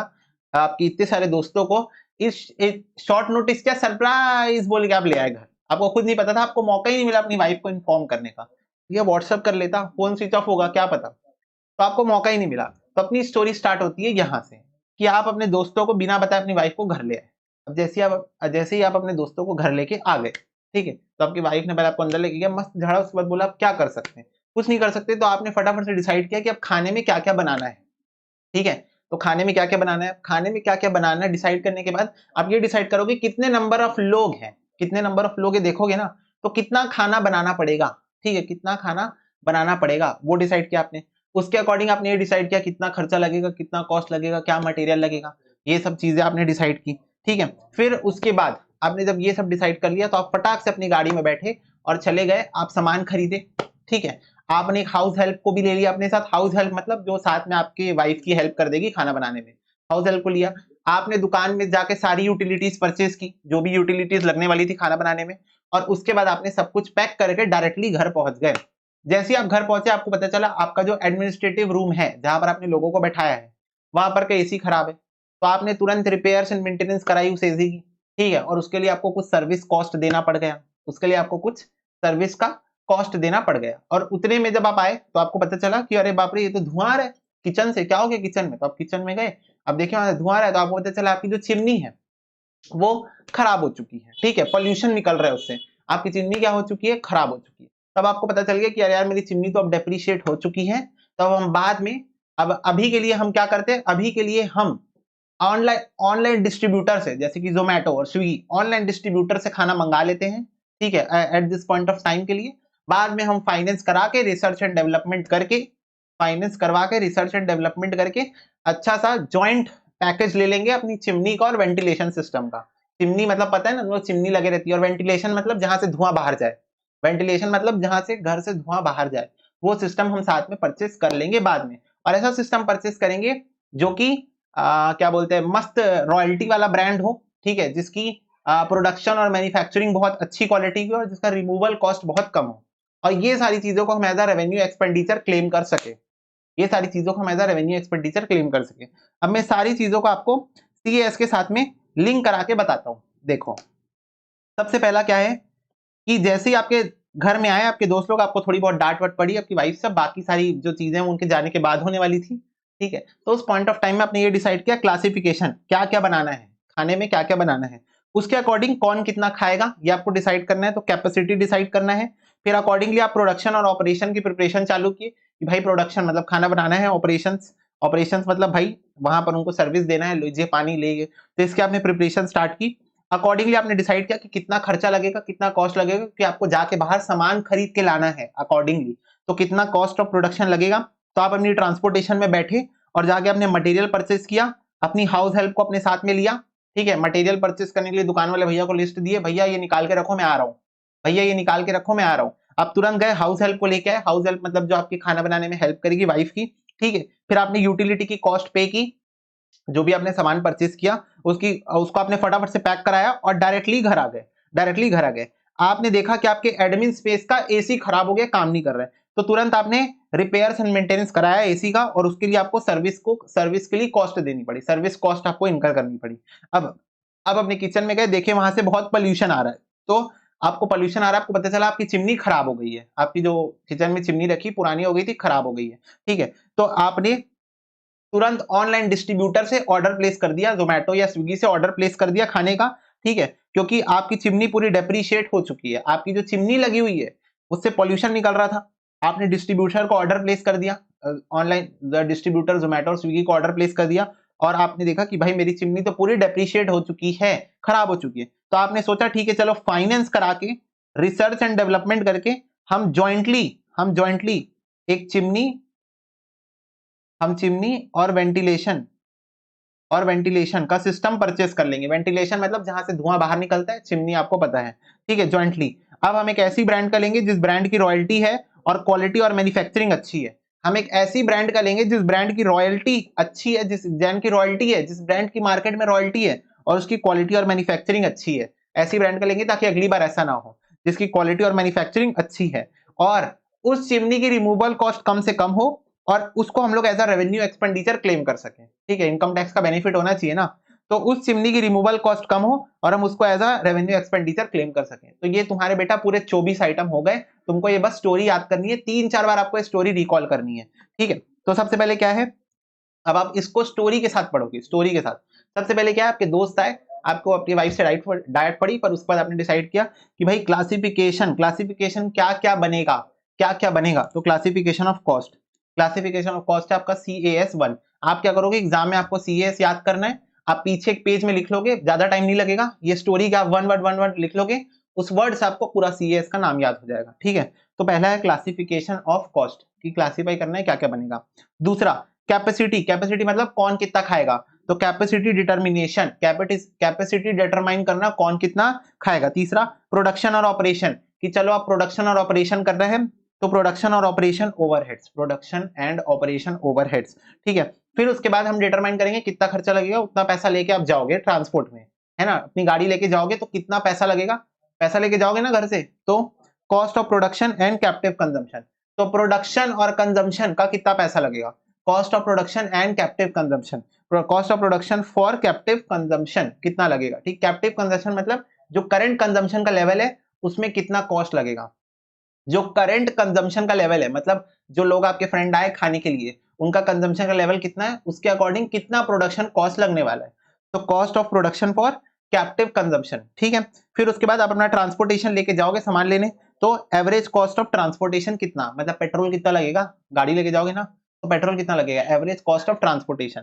फिर आप वहां से जाओगे और क्या खरीदोगे, मटेरियल का ऑर्डर प्लेस करोगे, उतने में जाके आप हाउस हेल्प को लेके आओगे, एम्प्लॉय कॉस्ट, तो मटेरियल कॉस्ट आप चिट्ठी दिए दुकान वाले भैया को, बोले सामान निकाल के रखना, तो मटेरियल कॉस्ट, और तब तक हाउस हेल्प को लेने गए तो एम्प्लॉय कॉस्ट। वहां से वापस आके आपने कॉस्ट ऑफ यूटिलिटी को पे किया, कॉस्ट ऑफ यूटिलिटी मतलब जब आपने सामान परचेस किया उसके आपने पेमेंट की, आपने फटाफट से पैकिंग किया मटेरियल कॉस्ट का, पैकिंग ऑफ मटेरियल कॉस्ट, आपने जो भी मटेरियल लिया उसकी पैकिंग की, और डायरेक्ट एक्सपेंसेस मतलब आप डायरेक्टली घर आ गए, तो डायरेक्ट एक्सपेंसेस, डायरेक्टली घर आ गए, डायरेक्ट एक्सपेंसेस, ठीक है। फिर आपकी जो एडमिनिस्ट्रेटिव वाली जो जगह है, एडमिन जगह है जहां पे दोस्त बैठे हैं, आपको पता चला वहां का एसी काम नहीं कर रहा है, तो आपने रिपेयर्स एंड मेंटेनेंस कराया और उसके लिए आपको सर्विस कॉस्ट देनी पड़ी, तो आपका एडमिनिस्ट्रेटिव वाले जगह का एसी काम नहीं कर रहा था, तो आपने रिपेयर्स एंड मेंटेनेंस कराया, उसके लिए आपको सर्विस कॉस्ट इनकर करनी पड़ी, तो administrative overhead, repair and maintenance cost और cost of service cost centre, ठीक है, ओके। फिर उसके बाद आप देखा किचन से पॉल्यूशन आ रहा है, पॉल्यूशन कंट्रोल कॉस्ट।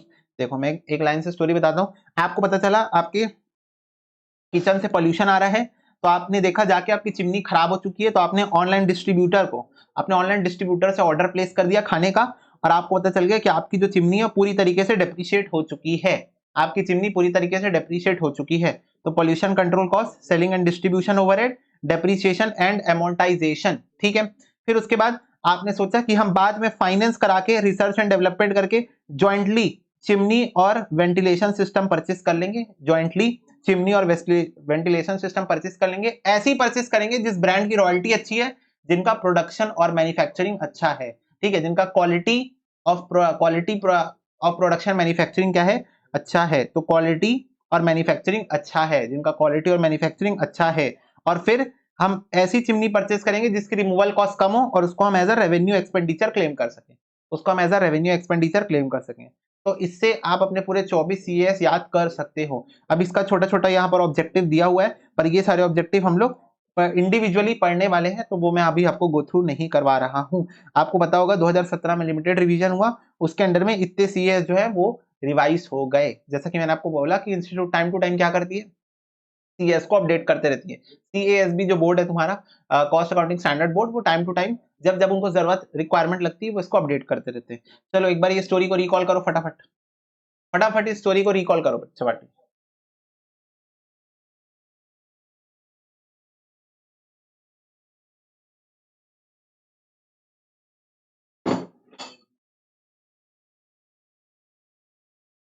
ओके, हो गया होगा रिवीजन, यस भैया।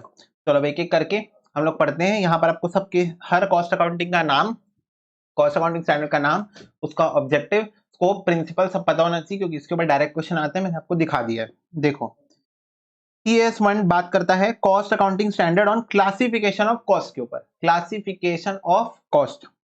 तो देखो, this standard deal with the principle of classification of cost for determining the cost of a product और अ सर्विस। तो क्या डिटरमाइन करना, determination of cost of a product और अ सर्विस के ऊपर बात करते हैं। ऑब्जेक्टिव क्या है इस सीएस का, सीएस को क्यों बनाया गया, ऑब्जेक्टिव डिफाइन करता है क्यों बनाया गया, स्कोप डिफाइन करता है कि कितने चीजों को कवर करेगा, स्कोप डिफाइन करता है कितनी चीजों को कवर करेगा। तो ऑब्जेक्टिव क्या है, bring uniformity and consistency in principle of classification of cost for disclosure and presentation in cost statement of a product of a service।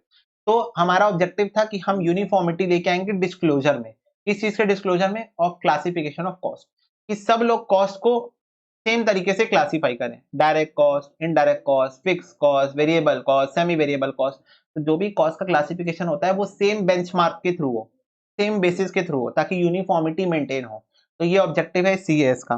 Scope क्या है, ये स्टैंडर्ड अप्लाई होगा कॉस्ट स्टेटमेंट्स को which require classification, presentation, disclosure of cost including those required and requiring attestation. तो हर वो cost statement जो बनेगा उसमें ये स्टैंडर्ड अप्लाई होगा, इंक्लूडिंग अटेस्टेशन फंक्शन। तो जहां पर आप अटेस्टेशन फंक्शन कर रहे हो, वहां पर भी अटेस्ट करना, किसी डॉक्यूमेंट को अटेस्ट करना, तो वहां पर भी आपको ये प्रिंसिपल को ये वाला जो स्टैंडर्ड है उसको अप्लाई करना है। देखो प्रिंसिपल्स क्या है क्लासिफिकेशन ऑफ कॉस्ट के, तो देखो cost shall be classified by process of grouping the component of cost under a common designation on the basis of similarity of nature, attributes और रिलेशन।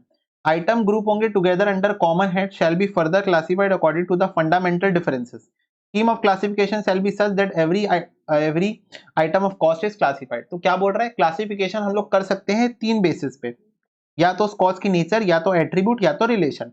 जैसे कि बताओ हम लोग करते हैं ना classify, fix cost, variable cost, semi variable cost, direct cost, indirect cost. तो इस तरीके से कॉस्ट का क्लासिफिकेशन करना होता है, बाय नेचर और बाय एट्रीब्यूट और by relation, by nature, by attribute और by relation. Okay, classification of cost यहाँ पर बता के रखा है, nature of expense, nature of traceability, function, nature of behaviour, nature of production operation. तुम सोच रहे हो कि भैया ये तो वही फाउंडेशन वाली बातें हैं, हाँ ये वही फाउंडेशन वाली ही बातें हैं कि तुम लोग जो कॉस्ट का क्लासिफिकेशन सीखे थे, यहाँ पर भी शायद इंट्रोडक्शन सेक्शन में कवर्ड है, यहाँ पर भी कॉस्ट क्लासिफिकेशन जो है वो इंट्रोडक्शन सेक्शन के अंदर कवर्ड है।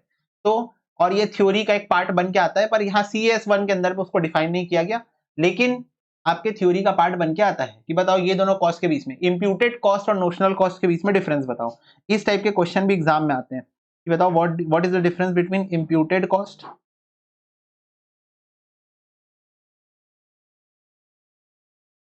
और नोशनल कॉस्ट, अपॉर्चुनिटी कॉस्ट, ये सब के बीच में तुमको एग्जाम में पूछता है, ठीक है।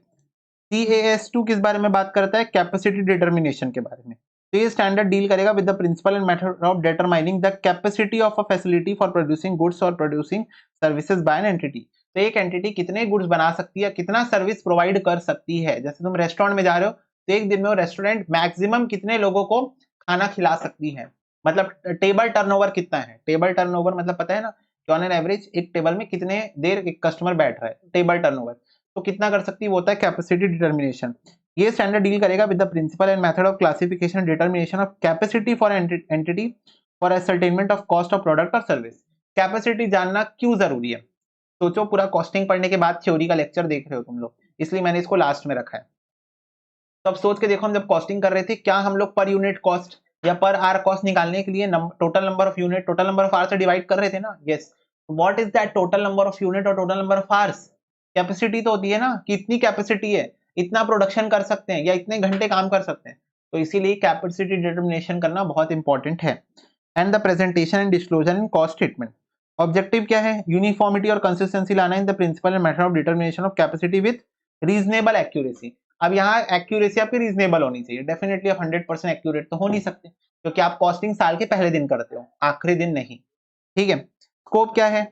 ये अप्लाई होगा कॉस्ट स्टेटमेंट में इंक्लूडिंग अटेस्टेशन फंक्शन, ठीक है, for the determination of capacity for assignments of overheads. Overheads में जनरली हम लोग ओवरहेड रिकवरी रेट निकालते हैं ना, तो वहां पर ही कैपेसिटी सबसे ज्यादा यूज होती है। डिटर्मिनेशन ऑफ कैपेसिटी, तो एक होता है इंस्टॉल्ड कैपेसिटी, एक होता है नॉर्मल कैपेसिटी। इंस्टॉल्ड कैपेसिटी का मतलब होता है determined based of technical specifications of facility, technical evaluation, capacity of individual और इंटर रिलेटेड प्रोडक्शन और ऑपरेशन सेंटर्स, ऑपरेशनल कांस्टेंट और कैपेसिटी ऑफ क्रिटिकल मशीन्स और इक्विपमेंट, नंबर ऑफ शिफ्ट और machine hours और मैन आवर्स, ठीक है। तो installed capacity मतलब होता है कितना कैपेसिटी आपके ऑर्गेनाइजेशन में इंस्टॉल्ड है on the basis of on the terms of क्या? Technical specifications, technical evaluation. हम लोग कैपेसिटी देखेंगे इंडिविजुअल और इंटररिलेटेड प्रोडक्शन और ऑपरेशन सेंटर्स की, ठीक है। हम लोग कॉल सेंटर बनाते हैं, अलग अलग सेंटर्स बनाते हैं ना, उस बारे में बात कर रहे हैं। ऑपरेशनल कॉन्स्टेंट्स के बारे में हम लोग बात करते हैं। क्रिटिकल मशीन्स और इक्विपमेंट्स की कैपेसिटी के बारे में हम बात करते हैं। कितने शिफ्ट और मशीन आवर्स और मैन आवर्स हमारे पास अवेलेबल है, उस बारे में बात करते हैं। तो ये होता है इंस्टॉल्ड कैपेसिटी। जबकि नॉर्मल कैपेसिटी किस बारे में बात करता है? After suitable adjustment to install capacity. अब जैसे मान लो मैं बात कर रहा हूँ कितने नंबर ऑफ आवर्स हैं, तो मैं बोल रहा हूँ मेरे पास 100 वर्कर हैं, हर वर्कर दिन में 8 घंटे काम करता है, ये हफ्ते में 6 दिन काम करते हैं, ठीक है। तो 100 वर्कर 8 घंटे 6 दिन काम करते हैं, तो उस हिसाब से बताओ मेरे हफ्ते में कितने हो गए? हफ्ते में मेरे पास कितने नंबर ऑफ आवर्स हो गए? मेरे पास 4800 घंटे हो गए। अब सोच के देखो, इसमें से भाई कुछ आवर्स लॉस्ट हो जाते हैं, लेट्स से 400 घंटे लॉस्ट हो गए बिकॉज ऑफ एनी रीजन 400 घंटे काम नहीं हो पाया। तो 4400 ये तुम्हारा हो गया, ये हो गया तुम्हारा इंस्टॉल्ड कैपेसिटी, और ये कहला जाएगा तुम्हारा normal capacity after adjustment, after required adjustment. अगर आप इंस्टॉल्ड कैपेसिटी में प्लस माइनस करते हो, बेसिकली माइनस ही करते हो आफ्टर एडजस्टमेंट, तो उसको क्या बोलते हैं हम लोग? Normal capacity. For example adjustment इस नेचर की हो सकती है। Time loss due to schedule, preventive, planned और मेंटेनेंस। हम लोग याद करो माइनस करते थे मेंटेनेंस का आवर्स। नंबर ऑफ शिफ्ट और machine hour, man hour. Holiday हो गया, नॉर्मल शटडाउन हो गया, नॉर्मल आइडल टाइम हो गया, ठीक है। Normal time lost in batch change over, ठीक है। तो बैच चेंज कर रहे हो तो उसमें जो टाइम वेस्ट होता है। तो बेसिकली इंस्टॉल्ड कैपेसिटी मतलब total number of capacity which is available to you. Normal capacity मतलब after adjustment because of abnormal और नॉर्मल रीजंस। तो कोई एबनॉर्मल या कोई नॉर्मल रीजन की वजह से अगर कोई एडजस्टमेंट करनी पड़े, तो इंस्टॉल्ड कैपेसिटी में जो आप माइनस करते हो उस एडजस्टमेंट को, उसके बाद जो आता है वो होता है नॉर्मल कैपेसिटी। मैंने एग्जांपल लिया, ये इंस्टॉल्ड कैपेसिटी, ये है नॉर्मल कैपेसिटी, ठीक है। ओके, चलो। CAS3 cost accounting standard on production and operation overheads, ठीक है। ये स्टैंडर्ड डील करेगा principle and method of determining the production and operation overhead. Standard deal करेगा principle method of classification, measurement, assignment of production and operation overhead for determination of cost of goods produce और service provided for the presentation and disclosure, ठीक है। तो ये समझ में आ गया। Presentation किस बारे में बात करेगा? क्लासिफिकेशन, मेजरमेंट और असाइनमेंट। क्लासिफिकेशन, मेजरमेंट और असाइनमेंट, CMA के बारे में बात करेगा। ऑब्जेक्टिव क्या है? ऑब्जेक्टिव स्टैंडर्ड है कि यूनिफॉर्मिटी और कंसिस्टेंसी हम लेके आए for the purpose of production and operation overhead with reasonable accuracy determination of. Okay, scope क्या है? स्टैंडर्ड अप्लाई होगा कॉस्ट स्टेटमेंट को, जो कि रिक्वायर करेगा classification, measurement, assignment, presentation, disclosure of production and operation overheads including those require attestation. ठीक है, तो बेसिकली ये सीएमए के बारे में बात करता है और इसका स्कोप भी वही है कि सीएमए और प्रेजेंटेशन और डिस्क्लोजर के बारे में बात करेगा। ये क्या क्या डिस्क्लोजर रिक्वायरमेंट है देखो, यही सब क्वेश्चन आ जाते हैं बेटा 4-4 मार्क्स में, 6-6 मार्क्स में, तो तुम लोग को याद करना पड़ेगा। पहले तुम 4-5-6 बार रीड करोगे तो तुम्हारे सबकॉन्शियसली माइंड में बैठ जाएगा, उस पर तुम लोग ओन वर्ड्स में लिख सकते हो। देखो, cost statement shall disclose the following. Even institute ये भी नहीं बोलती सारा लिखो, इंस्टीट्यूट एनी 5 बोल देती है कई बार लिखने के लिए। मैं भी दिखाऊंगा क्वेश्चन में तुम लोग को कैसे इंस्टीट्यूट क्वेश्चन पूछते हैं इसके ऊपर। देखो, the basis of assignment of production and operation overhead to the cost object, production operation overhead incur in foreign exchange, production and operation related to resource receive from supplied to related parties. अगर कोई subsidy, grant, incentive और कोई similar amount आपको receive है, receivable है, तो आपको उसको रिड्यूस करना पड़ेगा। क्रेडिट और रिकवरी मिल गया तो फिर आपको दिखाना पड़ेगा। कोई एबनॉर्मल कॉस्ट है जो कि फॉर्मिंग पार्ट नहीं है, वो आपको दिखाना पड़ेगा। कोई अनअब्सॉर्ब प्रोडक्शन ऑपरेशन ओवरहेड है, वो भी आपको दिखाना पड़ेगा। और disclosure shall be made only when material significant और क्वांटिफिएबल। ये एक इंपॉर्टेंट बात है कि डिस्क्लोजर आपको तभी करना है जब वो मटेरियल नेचर का हो, सिग्निफिकेंट और क्वांटिफिएबल हो। कौन सा मटेरियल भैया? मटेरियल, रॉ मटेरियल की बात नहीं कर रहा हूं। मटेरियल मतलब ऐसी चीजें जो आपके डिसीजन मेकिंग में इंपैक्ट डाल सकती है, वो क्या कहलाती है? मटेरियल। तो मटेरियल चीजों का मतलब यहाँ पर वो वाली बात है। तो ये सारी चीजों का आपको डिस्क्लोज करना पड़ता है। अगर मेन चीजें बताओ तो basis of assignment, foreign exchange में जो ट्रांजेक्शन हुए हैं, रिलेटेड पार्टी के साथ जो ट्रांजेक्शन हुए, सब्सिडी, ग्रांट, इंसेंटिव मिला है तो, क्रेडिट और रिकवरी मिला है तो, कोई अबनॉर्मल पार्ट है तो, और कोई अनएब्सॉर्ब पार्ट है तो ये बस आपको कीवर्ड्स याद रख लेने हैं। कीवर्ड्स याद करके आप सेंटेंस खुद बना सकते हो। चलो, CAS 4 बात करेगा cost accounting standards on cost of production for captive consumption. ठीक है, कैप्टिव कंजम्पशन देखो, to issue specify principles of determining of cost of production for valuation of goods meant for captive consumption as required under the central excise valuation determination of price of excisable goods rules 2000 CBEC has clarified in case of captive consumption cost calculation should be as per CAS4 only। तो ये वाले जो laws हैं याद कर रखने की जरूरत नहीं है, पर ये वाले जो लॉज है सेंट्रल एक्साइज वैल्यूएशन या तुम्हारा, बस ये याद, ये तुम लोग को सर्कुलर याद करने की जरूरत नहीं है। ये बोलता है कि आपका जो कैप्टिव कंजम्पशन है वो CAS4 के द्वारा ही वैल्यूएशन करोगे तभी वाजिब माना जाएगा, तभी वैलिड माना जाएगा। ठीक है, with the introduction of goods and service tax 1 जुलाई 2017 से concept of captive consumption is no more relevant for computing the tax incidence. क्यों? क्योंकि जीएसटी आ गया, उसके बाद जरूरत नहीं है। However the concept of cost of production और manufacturing is relevant under the GST laws where the value of supply of goods and services और both determined based on the cost. तो भाई जो तुम्हारा वैल्यू ऑफ सप्लाई है उस पर हम लोग कॉस्ट कंसिडर करते हैं, तो वहां पर इसका यूजफुलनेस अभी भी हमको दिख जाता है। तो ऑब्जेक्टिव क्या है? ऑब्जेक्टिव यह है कि यूनिफॉर्मिटी और कंसिस्टेंसी लेके आए for the determination of cost of production और acquisition of supply of goods और प्रोविजन ऑफ सर्विस जो कि रिक्वायर्ड है अंडर द जीएसटी एक्ट और रूल। ठीक है, तो अभी यहाँ पर उन्होंने जीएसटी एक्ट कर दिया है। ठीक है, स्कोप क्या है? स्कोप ये है कि ये अप्लाई होगा कॉस्ट स्टेटमेंट में जो कि रिक्वायर करेगा CMA, presentation, disclosure of cost of determination under the provisions of GST act. ठीक है, क्या क्या चीजें होंगी इसके अंदर देखो, cost of production, cost of acquisition, cost of supply, cost of provision of supply, value of supply और service as per open market और as per the goods and services of like kind और quality. That's it, बस ये 5 ही है, बस ये 5 है। तो cost of production, cost of acquisition, cost of supply, बस ये मेन चीज याद रखो। Production, acquisition, supply, services, production, acquisition, apply, services, production, acquisition, supply, services और determination of the cost as per the related kind of goods. मतलब मान लो अगर आपके ओपन मार्केट में सेम काइंड के गुड्स बिक रहे हैं तो उनकी क्या रेट है? फेयर वैल्यू, बेसिकली क्या बोल सकते हैं हम लोग? Fair value as per open market, as per open market. तो fair value as per open market determine करना। तो ये 5 है, बस यही स्कोप है तुम्हारा। देखो, याद करना इज वेरी सिंपल, तो आपके ऊपर डिपेंड करता है आप कर पा रहे हो कि नहीं। बहुत इजी यार इसको याद करना। ठीक है, तुमको बस उस स्टैंडर्ड का नाम याद करना है, ऑब्जेक्टिव याद करना है और स्कोप तुमको समझ में आ जाएगा। बार बार एक सेम टाइप की लैंग्वेज यूज कर रही है बट स्टैंडर्ड के नाम के अकॉर्डिंग जो तुम्हारा पर्पस है वो चेंज हो जा रहा है। ठीक है, चलो एवरेज कॉस्ट ऑफ ट्रांसपोर्टेशन कैसे हम वो करेंगे, आइडेंटिफाई करेंगे। तो देखो, ट्रेसिंग और identifying element of cost allocation, apportionment to product services. Transportation cost is an important element of cost for procurement of material for production, distribution of for the product of sale. Cost accounting record should present transportation cost separately from other cost of inward material, cost of sales of finished good. Finance Act 2003 तो specify करता है certification requirement of transportation cost for claiming deduction while arriving to the assembly value of accessible goods cleared from home consumption export. There is a need to standardize the record keeping of expenses relating to transportation, computation of transportation cost. तो बोल रहा है कि जो transport की जो तुम्हारी cost होती है, पूरे पैराग्राफ में ये लिखा हुआ है, वो चाहे तुम परचेस करो चाहे तुम सेल करो, दोनों टाइम पे बहुत इंपॉर्टेंट होती है। तुम खरीद के ला रहे हो उसमें भी ट्रांसपोर्टेशन कॉस्ट तुम इंक्लूड करते हो, इनवर्ट्स, कैरेज इनवर्ट्स, और जब तुम सेल कर रहे हो तो भी कैरेज आउटपुट होता है। तो इसीलिए there is a need of N R कि हम लोग ट्रांसपोर्टेशन कॉस्ट को अलग से दिखाएं।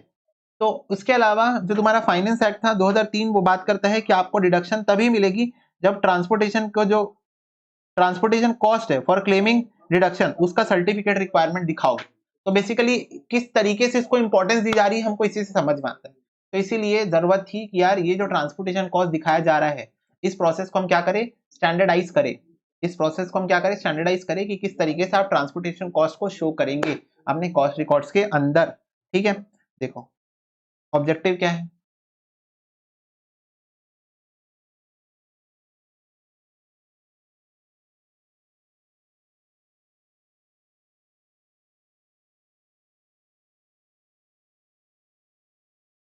देखो ऑब्जेक्टिव क्या है, यूनिफॉर्मिटी लाएंगे in application of principle method use in determination of equalise transportation cost या एवरेज ट्रांसपोर्टेशन कॉस्ट। प्रिस्क्राइब करेंगे system to be followed for maintenance of records for collection of transportation cost of transportation, its allocation, apportionment to cost centre, location और product. तो देखो transportation cost internal organisation के अंदर भी होती है, तो अब कितना ट्रांसपोर्टेशन कौन सा कॉस्ट सेंटर किया या कौन सा डिपार्टमेंट किया या कौन सी जगह में इनकर हुआ हम लोग को कौन से लोकेशन में, उसका कैसे क्लासिफिकेशन करेंगे उसके बारे में बात करेगा। और फिर transparency in the determination of cost of transport, तो कॉस्ट ऑफ ट्रांसपोर्ट आपने कैसे डिटरमाइन किया इसके ऊपर भी ट्रांसपेरेंसी लेके आएंगे, तो इस बारे में बात करेगा। This is the objective. Scope क्या है, देखो this standard should be applied for calculation of cost of transportation required under any statute or regulation or for any other purpose, जैसे कि example this standard can be used for determination of average transportation cost for claiming the deduction for arrival at the accessible value of accessible goods। तो जैसे कि example में उन्होंने बात किया कि हम स्टैंडर्ड के अंदर आपको ये बता देंगे कि आप कैसे एवरेज कॉस्ट ऑफ ट्रांसपोर्टेशन निकाल सकते हो डिडक्शन क्लेम करने के लिए। दूसरा इंश्योरेंस स्कीम की वैल्यूएशन करनी है तो उसके लिए कैसे वैल्यूएशन करो वो भी हम आपको बता देंगे। वर्कआउट करना claim for freight subsidy under fertiliser industry coordination committee, तो इसके अंदर पे भी कोई रिक्वायरमेंट होगी, लॉ की बहुत सारी स्टैट्यूट रिक्वायरमेंट होती है ट्रांसपोर्टेशन की, वो भी हम आपको बता देंगे कैसे कैलकुलेट करोगे freight. Administered price mechanism of freight cost element बताएंगे। Determination of inward freight cost included और to be included in the cost of purchase attributable to the acquisition, ये भी हम आपको बता देंगे।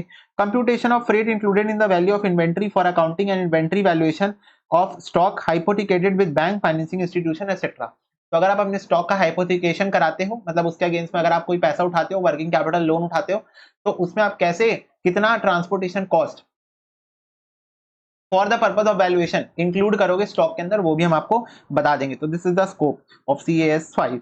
चलो CAS 6 बात करता है cost accounting standards on material cost limited revision 2017। मोटा मोटा ये आपको आता है क्योंकि मटेरियल चैप्टर के अंदर आपको पढ़ा है। तो देखो ये स्टैंडर्ड बात करेगा raw material, process material, additive, manufactured, bought out component, sub assemblies, accessories, semi finish goods, consumable store, spares, other indirect material, इन सारे मटेरियल्स को कवर करेगा। मोटा मोटा ऑलमोस्ट सारे टाइप के आपके मटेरियल्स को यहाँ पर कवर किया जा रहा है। ठीक है, ये स्टैंडर्ड डील नहीं करेगा पैकिंग मटेरियल से। ठीक है, as a separate standard is being issued on this subject. Okay, तो पैकेजिंग ऑफ मटेरियल कॉस्ट याद है ना, अलग स्टैंडर्ड बना हुआ है, तो ये स्टैंडर्ड उसके ऊपर बात नहीं करेगा। वही CMA के ऊपर बात करेगा ये for the determination of cost of product और सर्विस और प्रेजेंटेशन और डिस्क्लोजर। ऑब्जेक्टिव क्या है, यूनिफॉर्मिटी और कंसिस्टेंसी लेके आएंगे। Method of determination of material cost. Scope क्या है, हम बात करेंगे CMA के ऊपर और प्रेजेंटेशन ऑफ डिस्क्लोजर के ऊपर मटेरियल कॉस्ट। ठीक है, ये अपने मटेरियल चैप्टर के अंदर जो मैंने आप लोगों को याद है वैल्यूएशन ऑफ मटेरियल कॉस्ट के ऊपर बहुत इंपॉर्टेंट चीजें बताई थी, और इसके ऊपर मैंने बहुत सारे अच्छे अच्छे क्वेश्चन भी आपको कराए थे जो आजकल इंस्टीट्यूट एग्जाम में पूछ रही है। एकदम सरप्राइजिंगली बात है ये, पहले इंस्टीट्यूट नहीं पूछती थी पता है उसके ऊपर क्वेश्चन, पर आज के डेट में इंस्टीट्यूट ने भाई इसके ऊपर 2-3 बार क्वेश्चन पूछ डाला है। तो सरप्राइजिंगली मॉड्यूल में क्वेश्चंस नहीं है उसके ऊपर ज्यादा, इवन आई थिंक एक ही क्वेश्चन था मेरे को जहां तक याद आ रहा है, फिर भी इंस्टीट्यूट अच्छे अच्छे घुमा घुमा के क्वेश्चंस पूछ रही है विद ह्यूज कैलकुलेशंस। तो वो चीज यहाँ पर कवर होती है इस सीएस के अंदर, ठीक है। सीएस 7 किसके ऊपर बात करेगा? इंप्लॉय कॉस्ट के, एम्प्लॉयज मतलब हाउस हेल्प, जो खाना बनाने में हेल्प करेगी। देखो सीएमए के ऊपर बात करेगा ऑफ एम्प्लॉय कॉस्ट, ठीक है। Okay, presentation disclosure cost statement, objective क्या है? यूनिफॉर्मिटी कंसिस्टेंसी लाना है ताकि हम लोग एम्प्लॉय कॉस्ट रीजनेबल एक्यूरेसी के साथ डिटरमाइन कर सके, ठीक है। ओके, ये भी सीएम वही सीएमए स्कोप भी। तो सुनो बेसिकली यहाँ पर भी एक बार स्कोप लिखा रहता है, फिर यहाँ पर भी लिखा रहता है, तो मेरी बात सुनना ध्यान से। जो एम्प्लॉय कॉस्ट के अंदर आप पढ़े हो ना कि एक ऐसे एम्प्लॉय कॉस्ट वैल्यू की जाती है, सब सीएस के अकॉर्डिंग ही है, ठीक है। जो हमने एम्प्लॉय कॉस्ट यानी कि लेबर चैप्टर के अंदर पे पढ़ी ये चीजें, तो उस बारे में ही बात करता है ये। सीएस 8 बात करेगा कॉस्ट ऑफ यूटिलिटी के ऊपर, ठीक है। तो देखो CMA of cost of utility, cost of product और सर्विस और प्रेजेंटेशन और डिस्क्लोजर के ऊपर बात करेगा। यूनिफॉर्मिटी और कंसिस्टेंसी लाएगा for the determination of cost of utility. तुम लोग को ये तो समझ में आ गया होगा कि तुम लोग को ऑब्जेक्टिव और स्कोप कैसे लिख के आना एग्जाम में, नाम का यूज करके, ये तो तुमको समझ में आ गया होगा, ठीक है। कुछ ही स्टैंडर्ड्स है जिसको मैं आपको बता दूंगा अलग से कि जिसकी स्कोप या जिसका डिस्क्लोजर इंस्टीट्यूट बार बार एग्जाम में पूछते हैं और वही पूछने लायक होता है बेसिकली, ठीक है। बाकी तो नाम ही पूछती है इंस्टीट्यूट, बताओ CS4 क्या है, बताओ ये जो नाम है ये कौन सा CAS है, इस प्रकार के क्वेश्चन आते हैं, ठीक है। CMA presentation of cost of utility for determining cost of production, arrives assembly value of accessible goods and used for captive consumption, cost accounting standard 4 और cost of production captive consumption CS4 shall apply। ये standard applicable नहीं है to the organization primarily engaged in generation and sale of utility। This standard does not cover issue related to ascertainment and treatment of carbon credits which shall be dealt with a separate standard। तो देखो ये बोल रहा चाह रहा है कि जो तुम्हारा कॉस्ट ऑफ प्रोडक्शन है to arrive at assessable value of excisable goods use for captive consumption, cost accounting for on cost of production captive consumption जो है वो अप्लाई होता है, लेकिन ये स्टैंडर्ड अप्लाई नहीं होगा not to applicable to the organisation जो कि इंगेज है generation and sale of utility में, ठीक है। तो इसीलिए यहाँ पर ये वाला लाया गया है for the cost of utility, ठीक है। और ये स्टैंडर्ड कवर नहीं करता है कार्बन क्रेडिट्स के बारे में। तो कार्बन क्रेडिट्स मतलब क्या होता है पता है? कि तुम लोग कितना ज्यादा पोल्यूशन कर सकते हो, कंपनीज को ना एक कार्बन क्रेडिट दिया जाता है कि लो तुम्हारी इतनी लिमिट है, इससे ज्यादा अगर तुम कार्बन क्रेडिट करोगे, मतलब इससे ज्यादा अगर तुम कार्बन एमिशन करोगे, एमिशन नॉर्म्स होते हैं कि इससे ज्यादा धुआं फैलाओगे अगर, अब वहां पर एक मीटर लगा रहता है उनकी चिमनी में, इससे ज्यादा धुआं अगर तुम फैलाओगे तो तुमको बेटा पेनाल्टी लग जाएगी गवर्नमेंट की तरफ से। तो गवर्नमेंट क्या करती है, अगर तुम कम धुआं फैलाते हो तो तुमको कार्बन क्रेडिट्स देती है, वो कार्बन क्रेडिट्स को तुम बेच भी सकते हो, ठीक है। तो वो तुम्हारे लिए एक तरीके से एडवांटेज है, यूज भी कर सकते हो बेच भी सकते हो। तो उस चीज की कैसे आप कॉस्ट अकाउंटिंग में एंट्री करते हो उस बारे में बात कर रहा है, उससे भी डील नहीं करता CS4, ठीक है।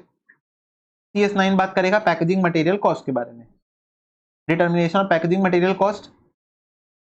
CMA के बारे में बात करेगा पैकिंग मटेरियल कॉस्ट के, प्रेजेंटेशन एंड डिस्क्लोजर, प्राइमरी और सेकेंडरी पैकेजिंग, दो टाइप की पैकेजिंग होती है उसके ऊपर बात करेगा। तो प्राइमरी पैकेजिंग तुम लोगों को पता है, जैसे तुम्हारा पेस्ट होता है, पेस्ट का जो ट्यूब होता है वो होता है प्राइमरी पैकेजिंग, और उसके ऊपर जो डब्बा होता है वो होता है सेकेंडरी पैकेजिंग। सेकेंडरी पैकेजिंग उसको इन ट्रांजिट लॉस होने से बचाता है, और प्राइमरी पैकेजिंग तो यूज करने के लिए, तो कोई तुम क्रीम परचेस करके लाओगे, तो जो क्रीम परचेस करके लाते हो तुम, उसकी जो ट्यूब होती है वो प्राइमरी, उसके बाहर जो डब्बा रहता है सेकेंडरी। ओके, ऑब्जेक्टिव क्या है? Uniformity, consistency in the method of determining of packaging material cost with reasonable accuracy। Scope क्या है? CMA के बारे में बात करेगा, presentation disclosure of packaging material cost. CS10 बात करेगा डायरेक्ट एक्सपेंस के ऊपर, जो कि डील करता है CMA ऑफ डायरेक्ट एक्सपेंसेस और presentation and disclosure. Again objective क्या है? यूनिफॉर्मिटी लेके आएंगे for direct expenses with reasonable accuracy. Standard बात करेगा CMA के ऊपर for presentation and disclosure of direct expenses. Attestation function के अंदर भी सारी चीजें बाय डिफॉल्ट कवर होती है। CS11 बात करेगा एडमिनिस्ट्रेटिव। देखो जो चीजें यार इंपॉर्टेंट नहीं है उसके ऊपर टाइम वेस्ट करके मैं तुम्हारा और अपना दोनों का टाइम वेस्ट नहीं कर रहा हूँ। जो चीजें वैसी है कि इसका सिर्फ नाम, स्कोप, ऑब्जेक्टिव, बस खत्म। स्कोप ऑब्जेक्टिव में क्या कवर होता है? वही CMA, presentation, disclosure. Okay, yes, चलो और सबका ऑब्जेक्टिव में क्या है, uniformity and consistency, uniformity and consistency, ठीक है, क्योंकि सीएएसबी बनाने का और सीएस बनाने का ही ऑब्जेक्टिव यूनिफॉर्मिटी और कंसिस्टेंसी लाना था। ओके, यस भैया यस, ठीक है। देखो, classification, measurement, assignment of administrative overhead for the determination of cost of product और सर्विस और presentation disclosure in cost statement, again same है, और वो तुम्हारा स्कोप ऑब्जेक्टिव में वही आएगा, यूनिफॉर्मिटी और कंसिस्टेंसी लेके आएंगे for the determination of administrative overhead with reasonable accuracy. Bar bar reasonable accuracy क्यों बोलता है, मैंने आपको बता दिया है, क्योंकि कॉस्ट अकाउंटिंग साल के पहले दिन होता है, आखिरी दिन नहीं। और तुम्हारा स्कोप किस बारे में बात करेगा, classification, measurement, assignment, presentation, disclosure of administrative overhead. CS 12 बात करेगा रिपेयर्स एंड मेंटेनेंस के ऊपर, कि कैसे आप क्लासिफिकेशन, मेजरमेंट, असाइनमेंट यानी कि सीएमए करोगे किसका, रिपेयर्स एंड मेंटेनेंस का, determination of cost of product और प्रेजेंटेशन डिस्क्लोजर करोगे, यूनिफॉर्मिटी और कंसिस्टेंसी लेके आओगे रिपेयर्स एंड मेंटेनेंस की वैल्यूएशन में with reasonable accuracy. Okay, yes, again CMA के बारे में बात करेगा स्कोप, ठीक है। सर्विस कॉस्ट सेंटर किस बारे में बात करेगा, कि कैसे आप service cost centre excluding utility, repairs and maintenance, क्योंकि वो अलग से डील हो गया वहां पर 8 और 12 में। स्टैंडर्ड बात करेगा प्रिंसिपल और method of classification, measurement, assignment of cost of service cost centres for the determination of cost of product और presentation and disclosure, uniformity and consistency लाएंगे for the determination with reasonable accuracy. और बात करेंगे कि कैसे classification, measurement, assignment होगा cost of service cost centre का, including those required attestation. भैया क्या सब में ऐसा ही है, मेजोरिटी में ऐसा ही है, मेजोरिटी में, कुछ कुछ में जहां पर बेस अलग से डिस्क्रिप्शन देके रखा है, जहां में लास्ट में, देखो इस लेक्चर को तुमको पूरा देखना ही है, क्योंकि लास्ट में क्वेश्चंस दिखाऊंगा तुम लोग को, क्वेश्चंस करने बहुत इंपॉर्टेंट है तुम्हारे लिए, ताकि तुमको समझ में आए कि इंस्टीट्यूट कौन से स्टैंडर्ड्स को छाट छाट के, जहां पर कंटेंट है लिखने लायक, वो वाले स्टैंडर्ड ही तुमसे पूछ रहे हैं। ओके, सीएस 14 बात करेगा पॉल्यूशन कंट्रोल यूनिट कॉस्ट के ऊपर, ये अगेन फिर से बात करेगा वही तुम्हारा क्लासिफिकेशन, मेजरमेंट और assessment, assignment of pollution control cost for determination of cost of product service and presentation and disclosure। objective क्या है, again uniformity and consistency to obtain the cost with the reasonable accuracy। Again CS 15 बात करेगा selling and distribution के ऊपर, ये भी CMA of selling and distribution के बारे में बात करेगा, uniformity and consistency with the reasonable accuracy. Depreciation amortisation भी इसी बारे में बात करेगा, कि कैसे आप मेजरमेंट और असाइनमेंट करोगे किसका, डेप्रिसिएशन और एमोर्टाइजेशन का for the determination of cost of products और प्रेजेंटेशन एंड डिस्क्लोजर। यहाँ पर क्लासिफिकेशन नहीं है, ये बात ध्यान में रखना, ठीक है। Measurement, assignment, presentation and disclosure है यहाँ पर, और again depreciation amortisation with the reasonable accuracy. तो ये तुम्हारा ऑब्जेक्टिव, यहाँ पर भी ऑब्जेक्टिव तुम्हारा finance, interest and finance charge के अंदर पे होगा, classification, measurement, assignment, classification, measurement, assignment, presentation, disclosure. और this standard does not deal with the cost related to risk management through derivatives. तो ये बात आप हाईलाइट कर लो, कि ये स्टैंडर्ड जो CAS 17 है वो बात नहीं करेगा cost related to risk management through derivatives के ऊपर, ठीक है। यूनिफॉर्मिटी एंड कंसिस्टेंसी लेके आएगा to calculate the interest and finance charges with the reasonable accuracy. Research and development किस बारे में बात करेगा, determination of research and development cost and then classification, measurement, assignment related to what, for the determination of cost of project and presentation and disclosure, uniformity and consistency, R&D की cost with the reasonable accuracy and presentation of the same, presentation के ऊपर भी बात करेगा, ठीक है। Joint cost के ऊपर भी तुमको यही बताना है कि मेजरमेंट और असाइनमेंट क्या है जॉइंट कॉस्ट की। अभी तक डेप्रिसिएशन एंड एमोर्टाइजेशन में सी क्लासिफिकेशन नहीं आया और जॉइंट कॉस्ट में भी नहीं आया, क्योंकि क्लासिफिकेशन तो करना ही नहीं है, एलोकेशन ही करना है, असाइनमेंट ही करना है, ठीक है। Okay, yes, uniformity and consistency, principle, method of determination of assignment of joint cost with reasonable accuracy. तो जो तुम्हारा जॉइंट कॉस्ट है, जो भी जॉइंट कॉस्ट इनकर हुआ है, उसको पहले मेजर में करना है, फिर उसको असाइन करना है, असाइन करना है। भैया क्या जॉइंट कॉस्ट की क्लासिफिकेशन पॉसिबल नहीं है? पॉसिबल है, क्लासिफिकेशन इज पॉसिबल। उसमें भी आपको टाइम टू टाइम वो गाइड करते हैं कि कैसे आप चीजों को क्लासिफाई कर सकते हो अगर आपके जॉइंट कॉस्ट के अंदर पे है तो। ओके, यस भैया, स्कोप में भी फिर वही है तुम्हारा, ये देखो यहाँ पर भी क्लासिफिकेशन मेंशन है, presentation, disclosure of joint cost, royalty, technical know how, fees के बारे में बात करेंगे यहाँ पर। तो यहाँ पर भी classification, measurement, assignment, uniformity, consistency with the reasonable accuracy, classification, measurement, assignment, ठीक है, इंक्लूडिंग अटेस्टेशन। यहाँ पर भी क्वालिटी कंट्रोल के अंदर measurement, assignment of quality control in the presentation and disclosure, uniformity and consistency with the reasonable accuracy, classification, measurement, assignment and disclosure requirement. Manufacturing cost के अंदर classification, measurement, assignment, uniformity, consistency. Okay, सारी चीजें बेटा यहाँ पर same ही चल रही है। रिमूवल कॉस्ट में भी मेजरमेंट और assignment, classification, measurement, assignment, uniformity, consistency. और यहाँ पर भी classification, measurement, assignment, revenue, treatment of revenue items के अंदर uniformity and consistency, and that's it. ठीक है, तो पूरा पूरा मोटा मोटा तुम्हारा इसी चीज के ऊपर बात हुई है। इंटरमीडिएट के अंदर मैं तुम लोग को बता दिया हूँ ऑलरेडी कि इंस्टीट्यूट का सीएएस के अंदर कितना कवरेज है, फाइनल में तुमको डिटेल में पढ़ना है। इंटर में इंस्टीट्यूट का बस इतना मानना है कि तुमको नाम याद रहे, सीएएस का नंबर याद रहे, और कुछ सीएएस के अंदर जो डिटेल में हमने बात की है वो डिटेल्स तुमको याद रहे। जैसे फॉर एग्जांपल एक बार हम लोग ये देखो, जैसे एमसीक्यूज देखो, सीएएस 21 किस बारे में बात करता है, 13 किस बारे में बात करता है, प्रिंसिपल और method of determination of manufacturing cost of excisable goods, transportation किस बारे में बात करता है, ट्रांसपोर्टेशन का कौन सा है, 5 है, ये तो मेरे को भी याद है। ठीक है, फिर विच standard deal with the principles and method of determination और डेप्रिसिएशन एंड एमोर्टाइजेशन, तो ये सब चीजें हैं यहाँ पर। ओ माय गॉड, 4 का आंसर डी कैसे दिया हुआ है, 22 कुछ भी भाई, 22 तो मैन्युफैक्चरिंग कॉस्ट के ऊपर बात करते हैं, गलत दिया है वो, तुम देख लेना। ठीक है, दिस इज रॉन्ग। चलो एक बार देख लेते हैं, CAS 21 किस बारे में बात करते हैं, CAS 21 बात करेगा तुम्हारा क्वालिटी कंट्रोल के ऊपर।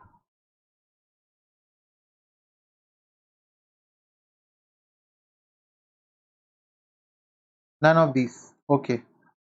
CAS 13 किस बारे में बात करेगा, CAS 13, देखो तुम लोगों को स्टोरी, मेरे को भी स्टोरी के थ्रू याद है, स्टोरी लिखना पड़ेगा, CAS का नाम लिखना पड़ेगा, फिर धीरे धीरे पढ़ते पढ़ते तुमको याद हो जाएगा। मेरा रेगुलर पढ़ाई में बार बार करते करते तुम लोगों को AS इंडेस का नाम जैसे याद हुआ होगा, वैसे तुमको इसका भी याद आ जाएगा। मेरे को AS इंडेस का पूरा याद हो तो वैसे ही CAS का तुम लोग को भी याद हो जाएगा। Service cost centre, service cost centre, service cost centre, manufacturing cost of exercisable goods,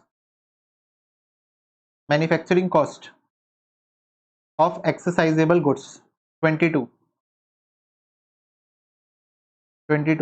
ये तो 5 है। ट्रांसपोर्टेशन कॉस्ट याद है, ट्रांसपोर्ट 5th। ठीक है, क्लासिफिकेशन करना, कैपेसिटी डिटरमिनेशन करना, कॉस्ट ऑफ प्रोडक्शन निकालना। ठीक है, cost of production for captive, नहीं प्रोडक्शन एंड ऑपरेशन, फिर cost of production for captive consumption, फिर average cost of transportation. 5th, principle practice determination of depreciation and amortisation 16, 16 D, बस ये वाला एक गलत है, ये ए होगा। चलो ट्रू और फॉल्स है, फिर तुमको कर लेना है ये फिल इन द ब्लैंक से। ये देखो यहाँ पर कुछ ऐसे टाइप के क्वेश्चन है, ये देखना है। Cost, basis of cost classification CAS 1 के according, objective of CAS 4, scope, 3 factor should be disclosed as per CAS 3, objective of cost CAS B, short note on cost accounting standards, objective of CAS 24, scope of CAS 23। तो ये सब question, ये देखो, ये तुम लोगों को एक बार प्रैक्टिस कर लेने, ये मैं तुम लोगों को प्रोवाइड कर दूंगा ड्राइव के अंदर, तुम लोगों को ड्राइव में मिल जाएंगे। ठीक है, वहां से तुम लोग ये वाला नोट निकाल सकते हो और तुमको पूरा पढ़ना है एक बार कि किस तरीके से इंस्टीट्यूट आंसर लिखते हैं 4 या 6 मार्क्स के अंदर।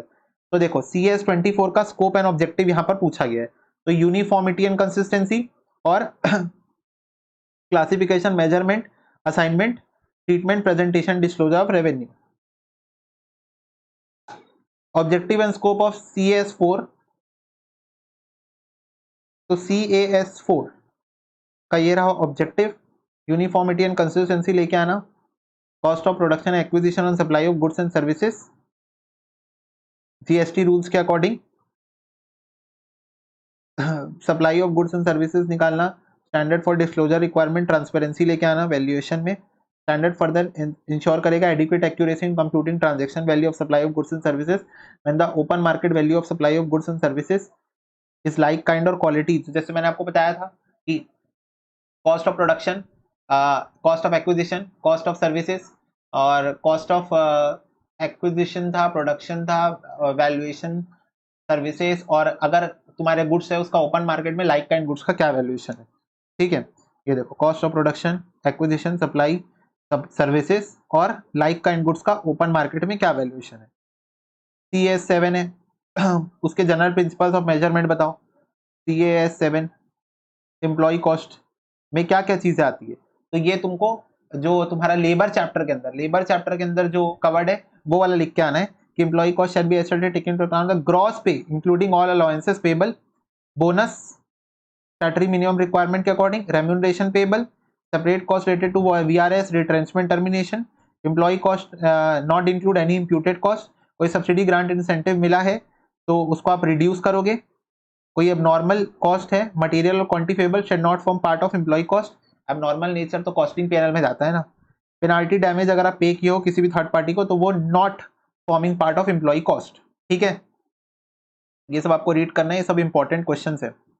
अगर कोई फ्री हाउसिंग फैसिलिटी देके रखे हो, रिकवरी हो रहा है एम्प्लॉय से तो वो रिड्यूस कर लोगे। कोई आइडियल टाइम है, आइडियल आवर्स है तो मल्टीप्लाई करोगे आर्ली रेट से और ideal employee group of employee से। Employee cost accounted standard cost तो वेरिएंस आप वेरिएंस को आप अकाउंट फॉर करोगे।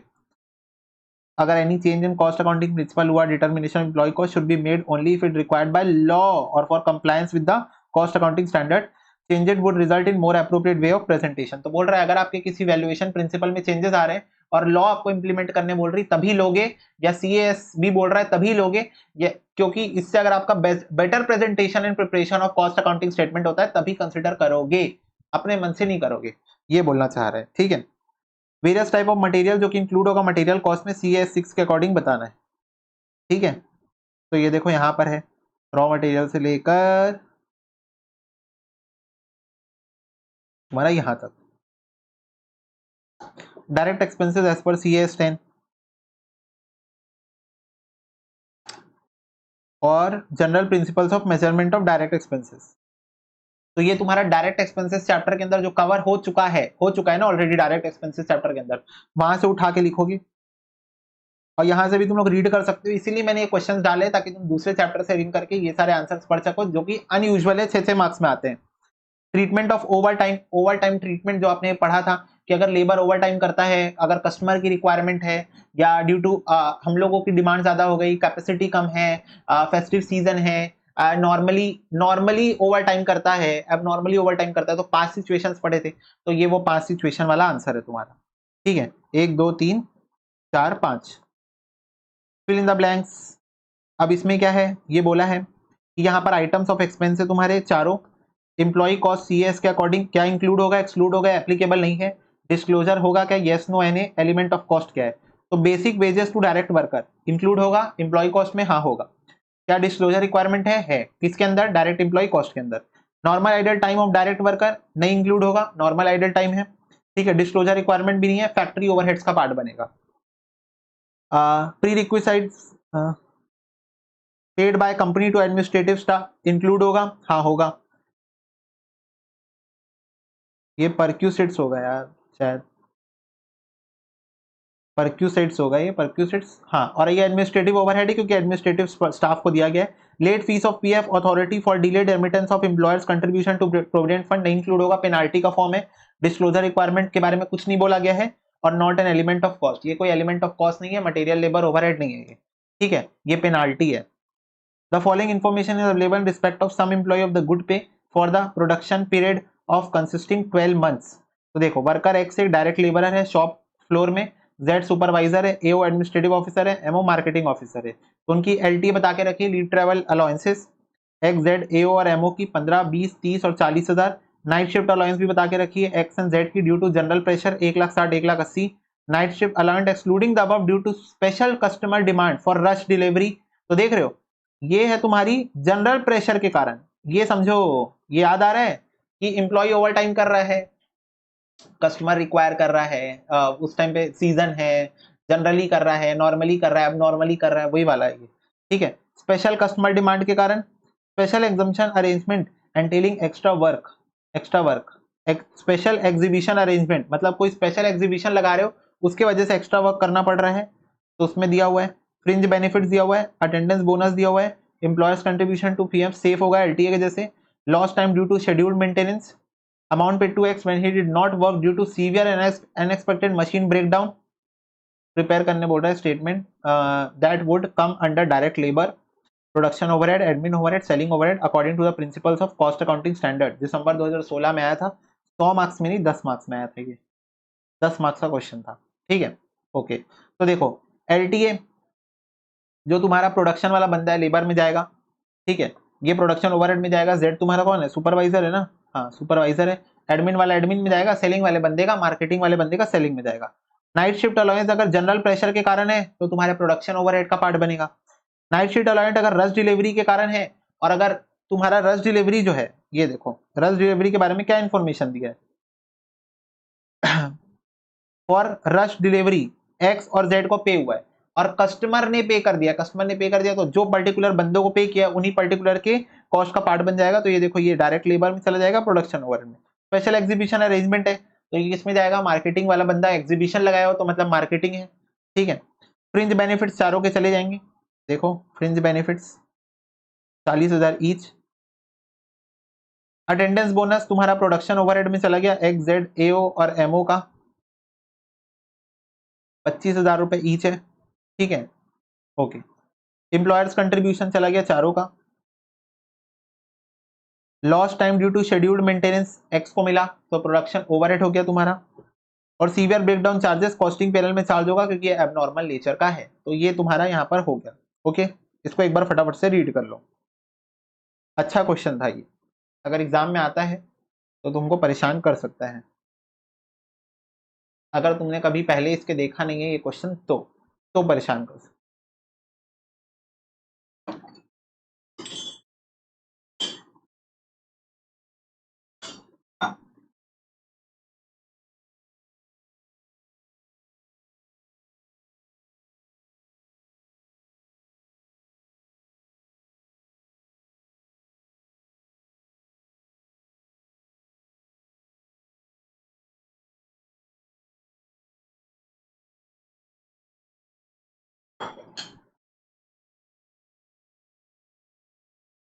Okay, there is a doubt कि भैया अटेंडेंस बोनस को आपने चारों का प्रोडक्शन ओवरहेड में क्यों लिया। तो देखो यार, अटेंडेंस बोनस ना प्रोडक्शन से रिलेटेड ही दिया जाता है कि अगर कोई पर्टिकुलर एम्प्लॉय जो है वो अपनी एक डेज की लिमिट होती है छुट्टियों की, उससे ज्यादा छुट्टियां नहीं मार रहा है, उस लिमिट के अंदर छुट्टी मार रहा है, मतलब उसकी अटेंडेंस बहुत अच्छी है, 100% अटेंडेंस है या 95% 90%, डिपेंड अपॉन ऑर्गेनाइजेशन, तो उसको बोनस दिया जाता है।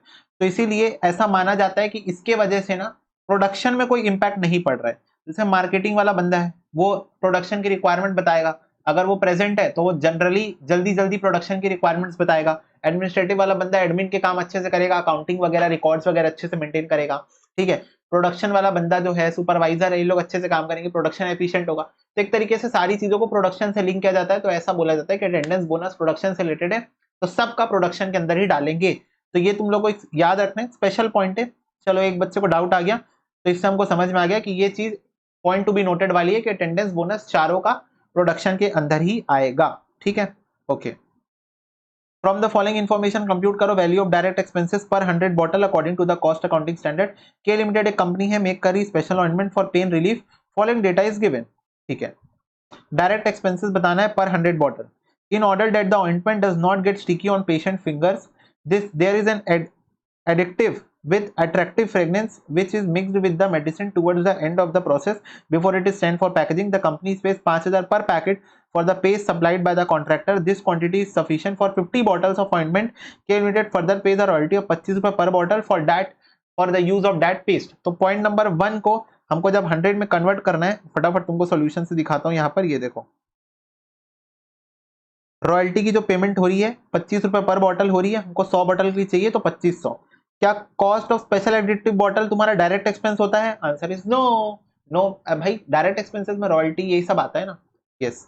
दूसरा, special sealing of the bottle is done with the manual intervention and the worker is paid at the rate of 5 rupees per bottle special sheet. बताओ क्या ये डायरेक्ट एक्सपेंसेस है तुम्हारा? नो नो नो, ये तो लेबर हो गया।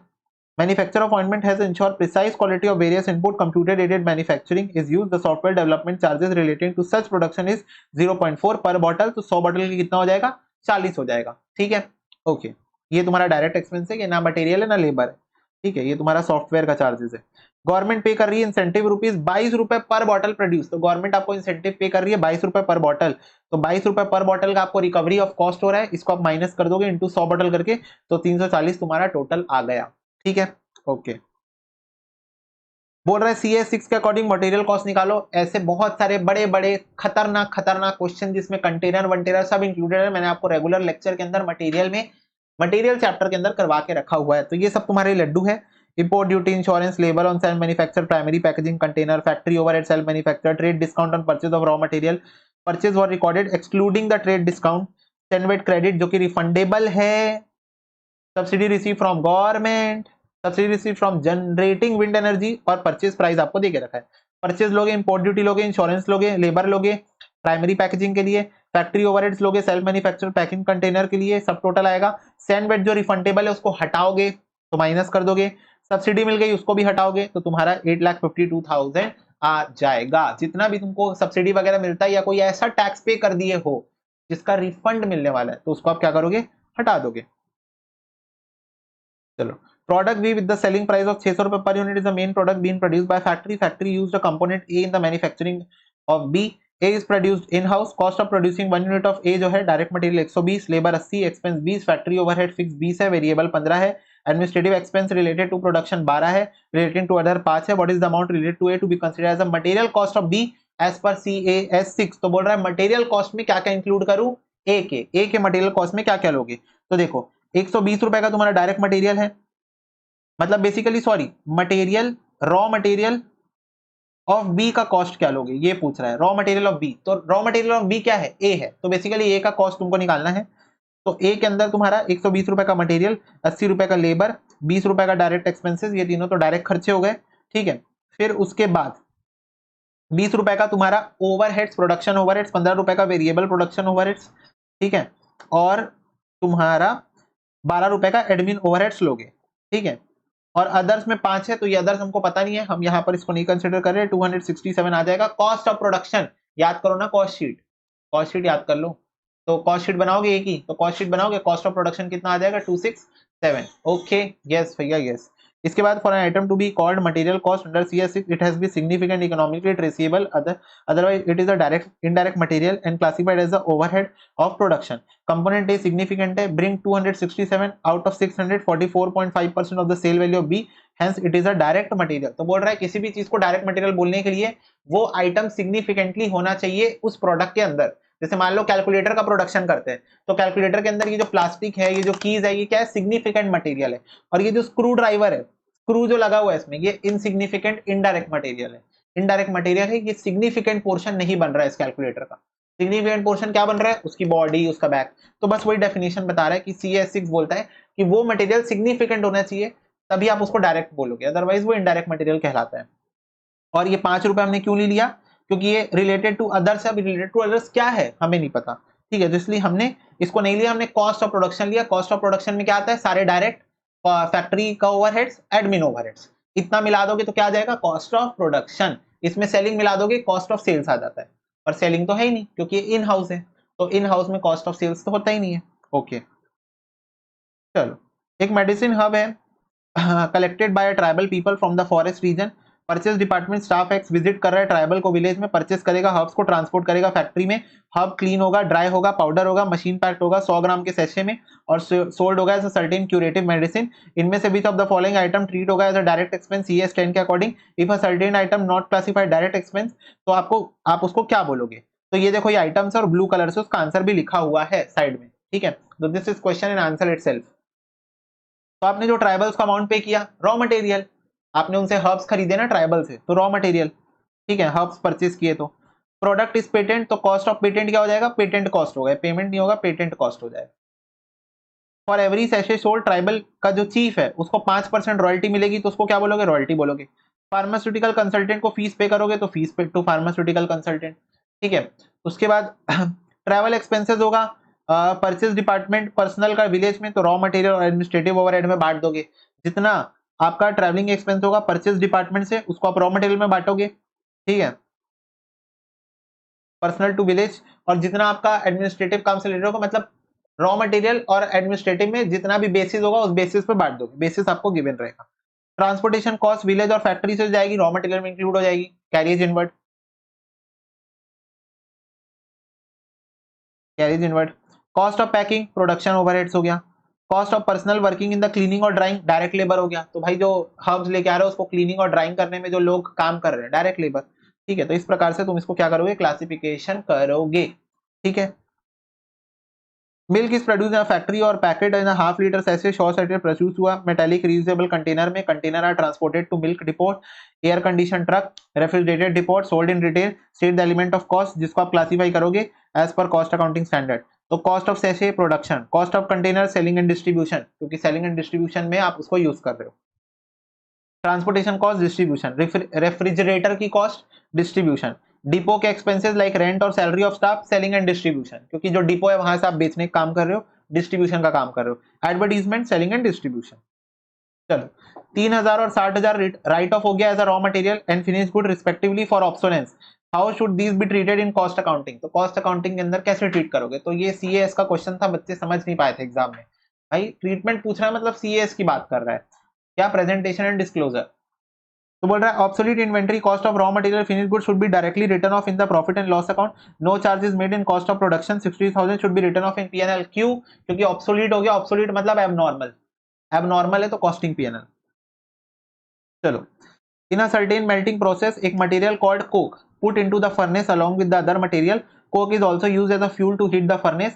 How will you treat the coke cost of coke in the final product according to the cost accounting standard? तो बोल रहा है cost of coke to the extent is put to the furnace should be subject to being significant in value compared to the other raw material measurable should be taken as raw material CS के according, और अगर insignificant है तो आप इसको production overhead मान लेना। Quantity और value of coke use as a fuel should be treated as indirect material classified as production overhead. तो बोल रहा है जब आप फर्नेस में कोक को डाल रहे हो तो वही वाला क्राइटेरिया है कि अगर वो सिग्निफिकेंट पार्ट है तो आप उसको डायरेक्ट मटेरियल बोल लो, इनसिग्निफिकेंट पार्ट है तो इनडायरेक्ट मटेरियल बोल लो। और जो फर्नेस को आप एज अ फ्यूल यूज कर रहे हो वो तो प्रोडक्शन ओवरहेड ही है। भाई फ्यूल तो प्रोडक्शन ओवरहेड ही बनेगा ना। वो तो मेरे को बताओ, जो फ्यूल डालूंगा मैं इस कैलकुलेटर की प्रोडक्शन के लिए मशीन में, तो वो तो तुम्हारा प्रोडक्शन ओवरहेड बनेगा ना, फैक्ट्री ओवरहेड्स। हाँ चलो, 3 फैक्टर बताओ जो कि डिस्क्लोज होगा कॉस्ट स्टेटमेंट के अंदर एज पर CS3। तो basis of assignment, foreign exchange, related party, subsidy grant incentive, credit और रिकवरी, एबनॉर्मल कॉस्ट, बस। ठीक है, तो ये देखो 3 आइटम बोला था हमने तो सारे लिख दिए। ओके, तो याद है मैं तुम लोग को यही सारा हाईलाइट कराया था वहां पर भी। चलो, ये भी एक बहुत तगड़ा क्वेश्चन है। पीक्यू जो है वो विश कर रहा है, तगड़ा नहीं है मतलब प्रेजेंटेशन वाइज तगड़ा है, कैलकुलेशन तो ईजी है।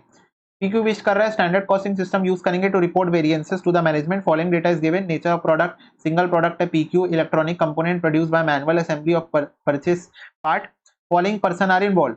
DW का नाम क्या है? Direct worker. PA का नाम क्या है? Personal assistant. SS का नाम क्या है? Supervisor staff. OS का नाम क्या है? Office staff.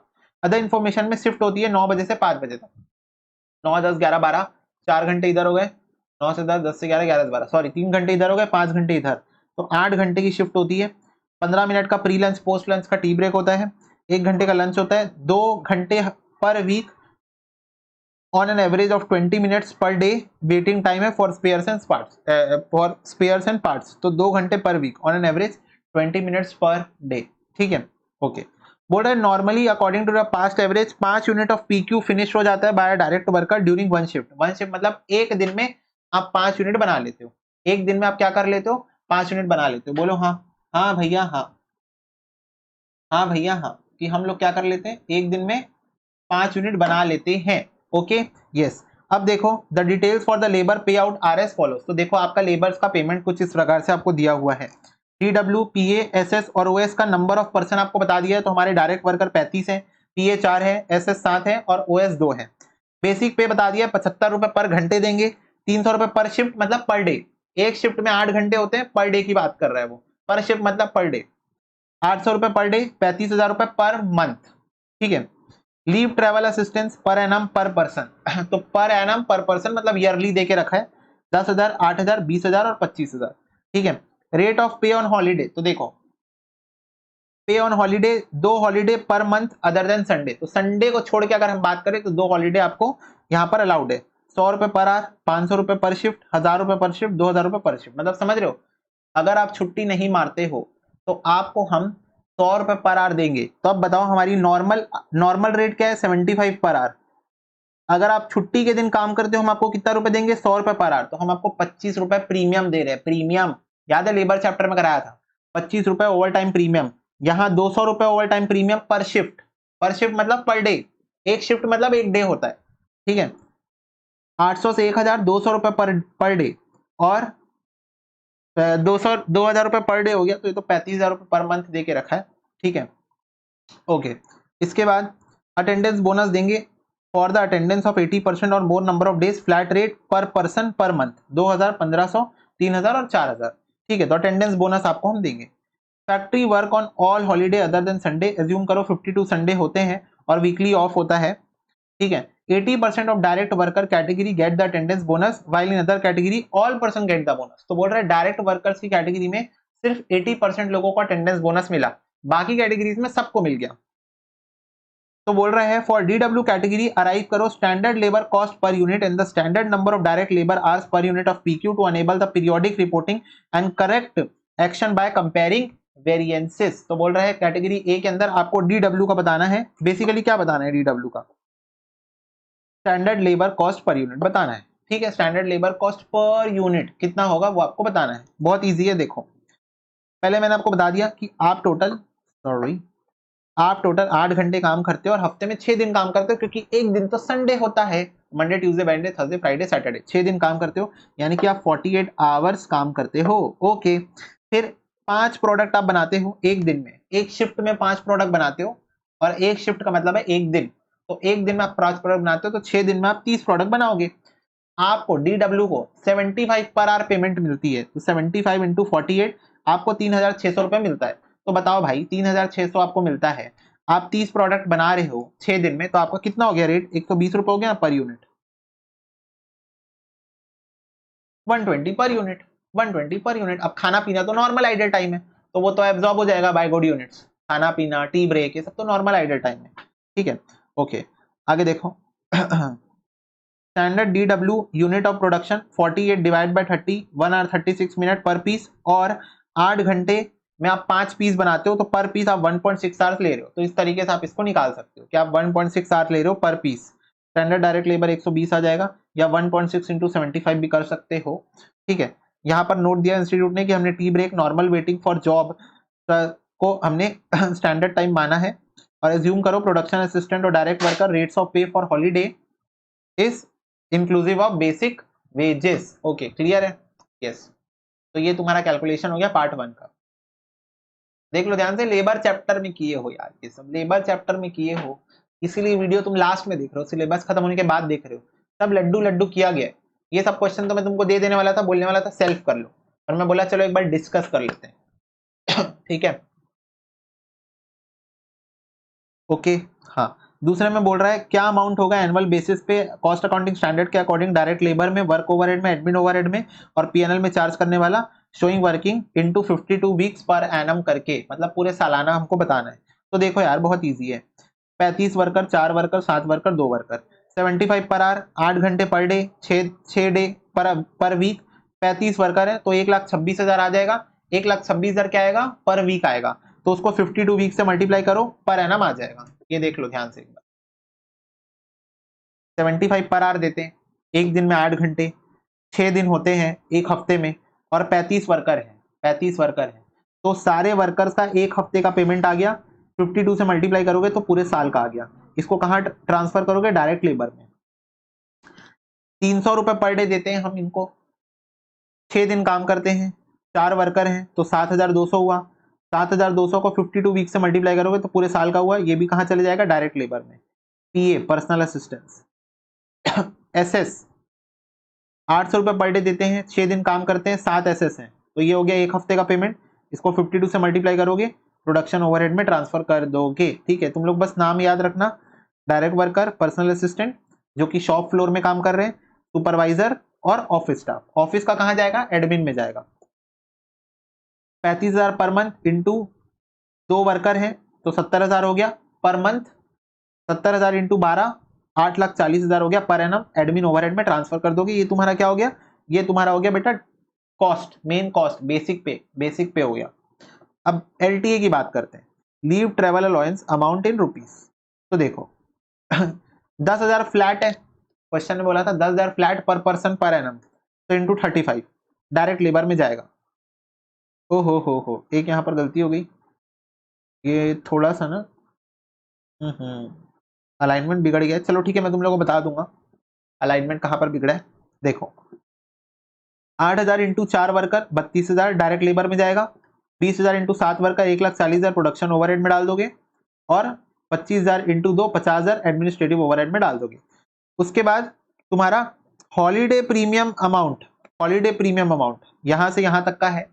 ठीक है, ये वाले नोट्स जब तुम लोग को ड्राइव में मिलेंगे मैं इसको करेक्ट करके डाल दूंगा। तो 100 रुपए तुमको यहाँ मिलेगा जबकि नॉर्मली कितना मिलता है 75। तो हॉलीडे प्रीमियम कितना हुआ 25 रुपए, 25 रुपए प्रीमियम हुआ ना। नॉर्मली कितना मिलता है 75, अभी कितना मिलेगा 100, तो कितना हुआ प्रीमियम 25, क्वेश्चन में गिवन है। इनटू 8 घंटे तुम काम करते हो इन अ डे, 2 दिन यहाँ पर इंक्लूडेड किया गया है, 2 दिन इंक्लूड किया गया है, एक्सक्लूडिंग संडे मैंने बताया था 2 दिन इंक्लूड किया गया है, और पूरे 12 महीने 35 वर्कर, तो ये हो गया 1,68,000। ठीक है, 500 minus 300 per day, 2 worker, sorry 2 worker बोल रहा हूं, 2 दिन 12 महीने 4 वर्कर, 1000 माइनस 800 पर डे। ठीक है, 2 दिन 12 महीने 7 वर्कर, यहां पर यहाँ अलाइनमेंट बिगड़ी इसलिए थोड़ा सा वो हो रहा है गड़बड़ी। 2000 पर डे, 2 दिन 12 महीने 2 वर्कर, ठीक है 96,000। ओके, यहाँ सीधा तुमको 2000 पर डे मिलता है, ये देखो 2000 पर डे, पर शिफ्ट नहीं पर डे सीधा 2000 मिलता है। इसके बाद तो ये 2000 तुम्हारा डायरेक्टली प्रीमियम हुआ, प्रीमियम। कोई बच्चे बोलेंगे भैया हम लोग इसमें माइनस करके क्यों नहीं निकाले, जैसे यहाँ पर 1000 माइनस 800 किए, यहाँ 500 माइनस 300 किए, क्योंकि बेटा यहाँ पर ये तीनों का ना शिफ्ट के बेसिस पे प्रीमियम बात कर रहा था। ये तो एडमिन स्टाफ है, इनका तो फ्लैट रेट बनेगा 2000 का, एडमिन स्टाफ है ना ये तो एडमिन वालों को प्रोडक्शन वालों से कंपेयर मत करो। फिर अटेंडेंस बोनस की बात करें तो यहाँ 80% लोगों को 2000 का बोनस मिलेगा 12 महीने के लिए 35 वर्कर, यहाँ 1500 12 महीने के लिए 4 लोगों को, यहाँ 3000 12 महीने के लिए 7 लोगों को, और यहाँ 4000 12 महीने के लिए 2 लोगों को। तो ये तुम्हारा क्या हो गया, अटेंडेंस बोनस हो गया। अब किसको कहाँ दिखाना है, तो देखो तुम्हारा जो बेसिक पे है डीडब्ल्यू और पीए का, मतलब तुम्हारा डायरेक्ट वर्कर का और पर्सनल असिस्टेंट का जो शॉप फ्लोर में काम कर रहा है, मतलब दोनों प्रोडक्शन में, तो दोनों जाएंगे डायरेक्ट लेबर के अंदर। जबकि तुम्हारा एसएस सुपरवाइजर जाएगा ओवरहेड्स में और ओएस जाएगा एडमिन में। एलटीए जो मिल रहा है इन दोनों का अगेन उसमें जाएगा डायरेक्ट लेबर में, इसका प्रोडक्शन ओवरहेड में, इसका एडमिन में। हॉलीडे प्रीमियम की बात करो, हॉलीडे प्रीमियम की बात करो तो ये तीनों का चला जाएगा कहां पर, तुम्हारा प्रोडक्शन में, और इनका चला जाएगा कहां, एडमिन, क्योंकि हॉलीडे प्रीमियम है।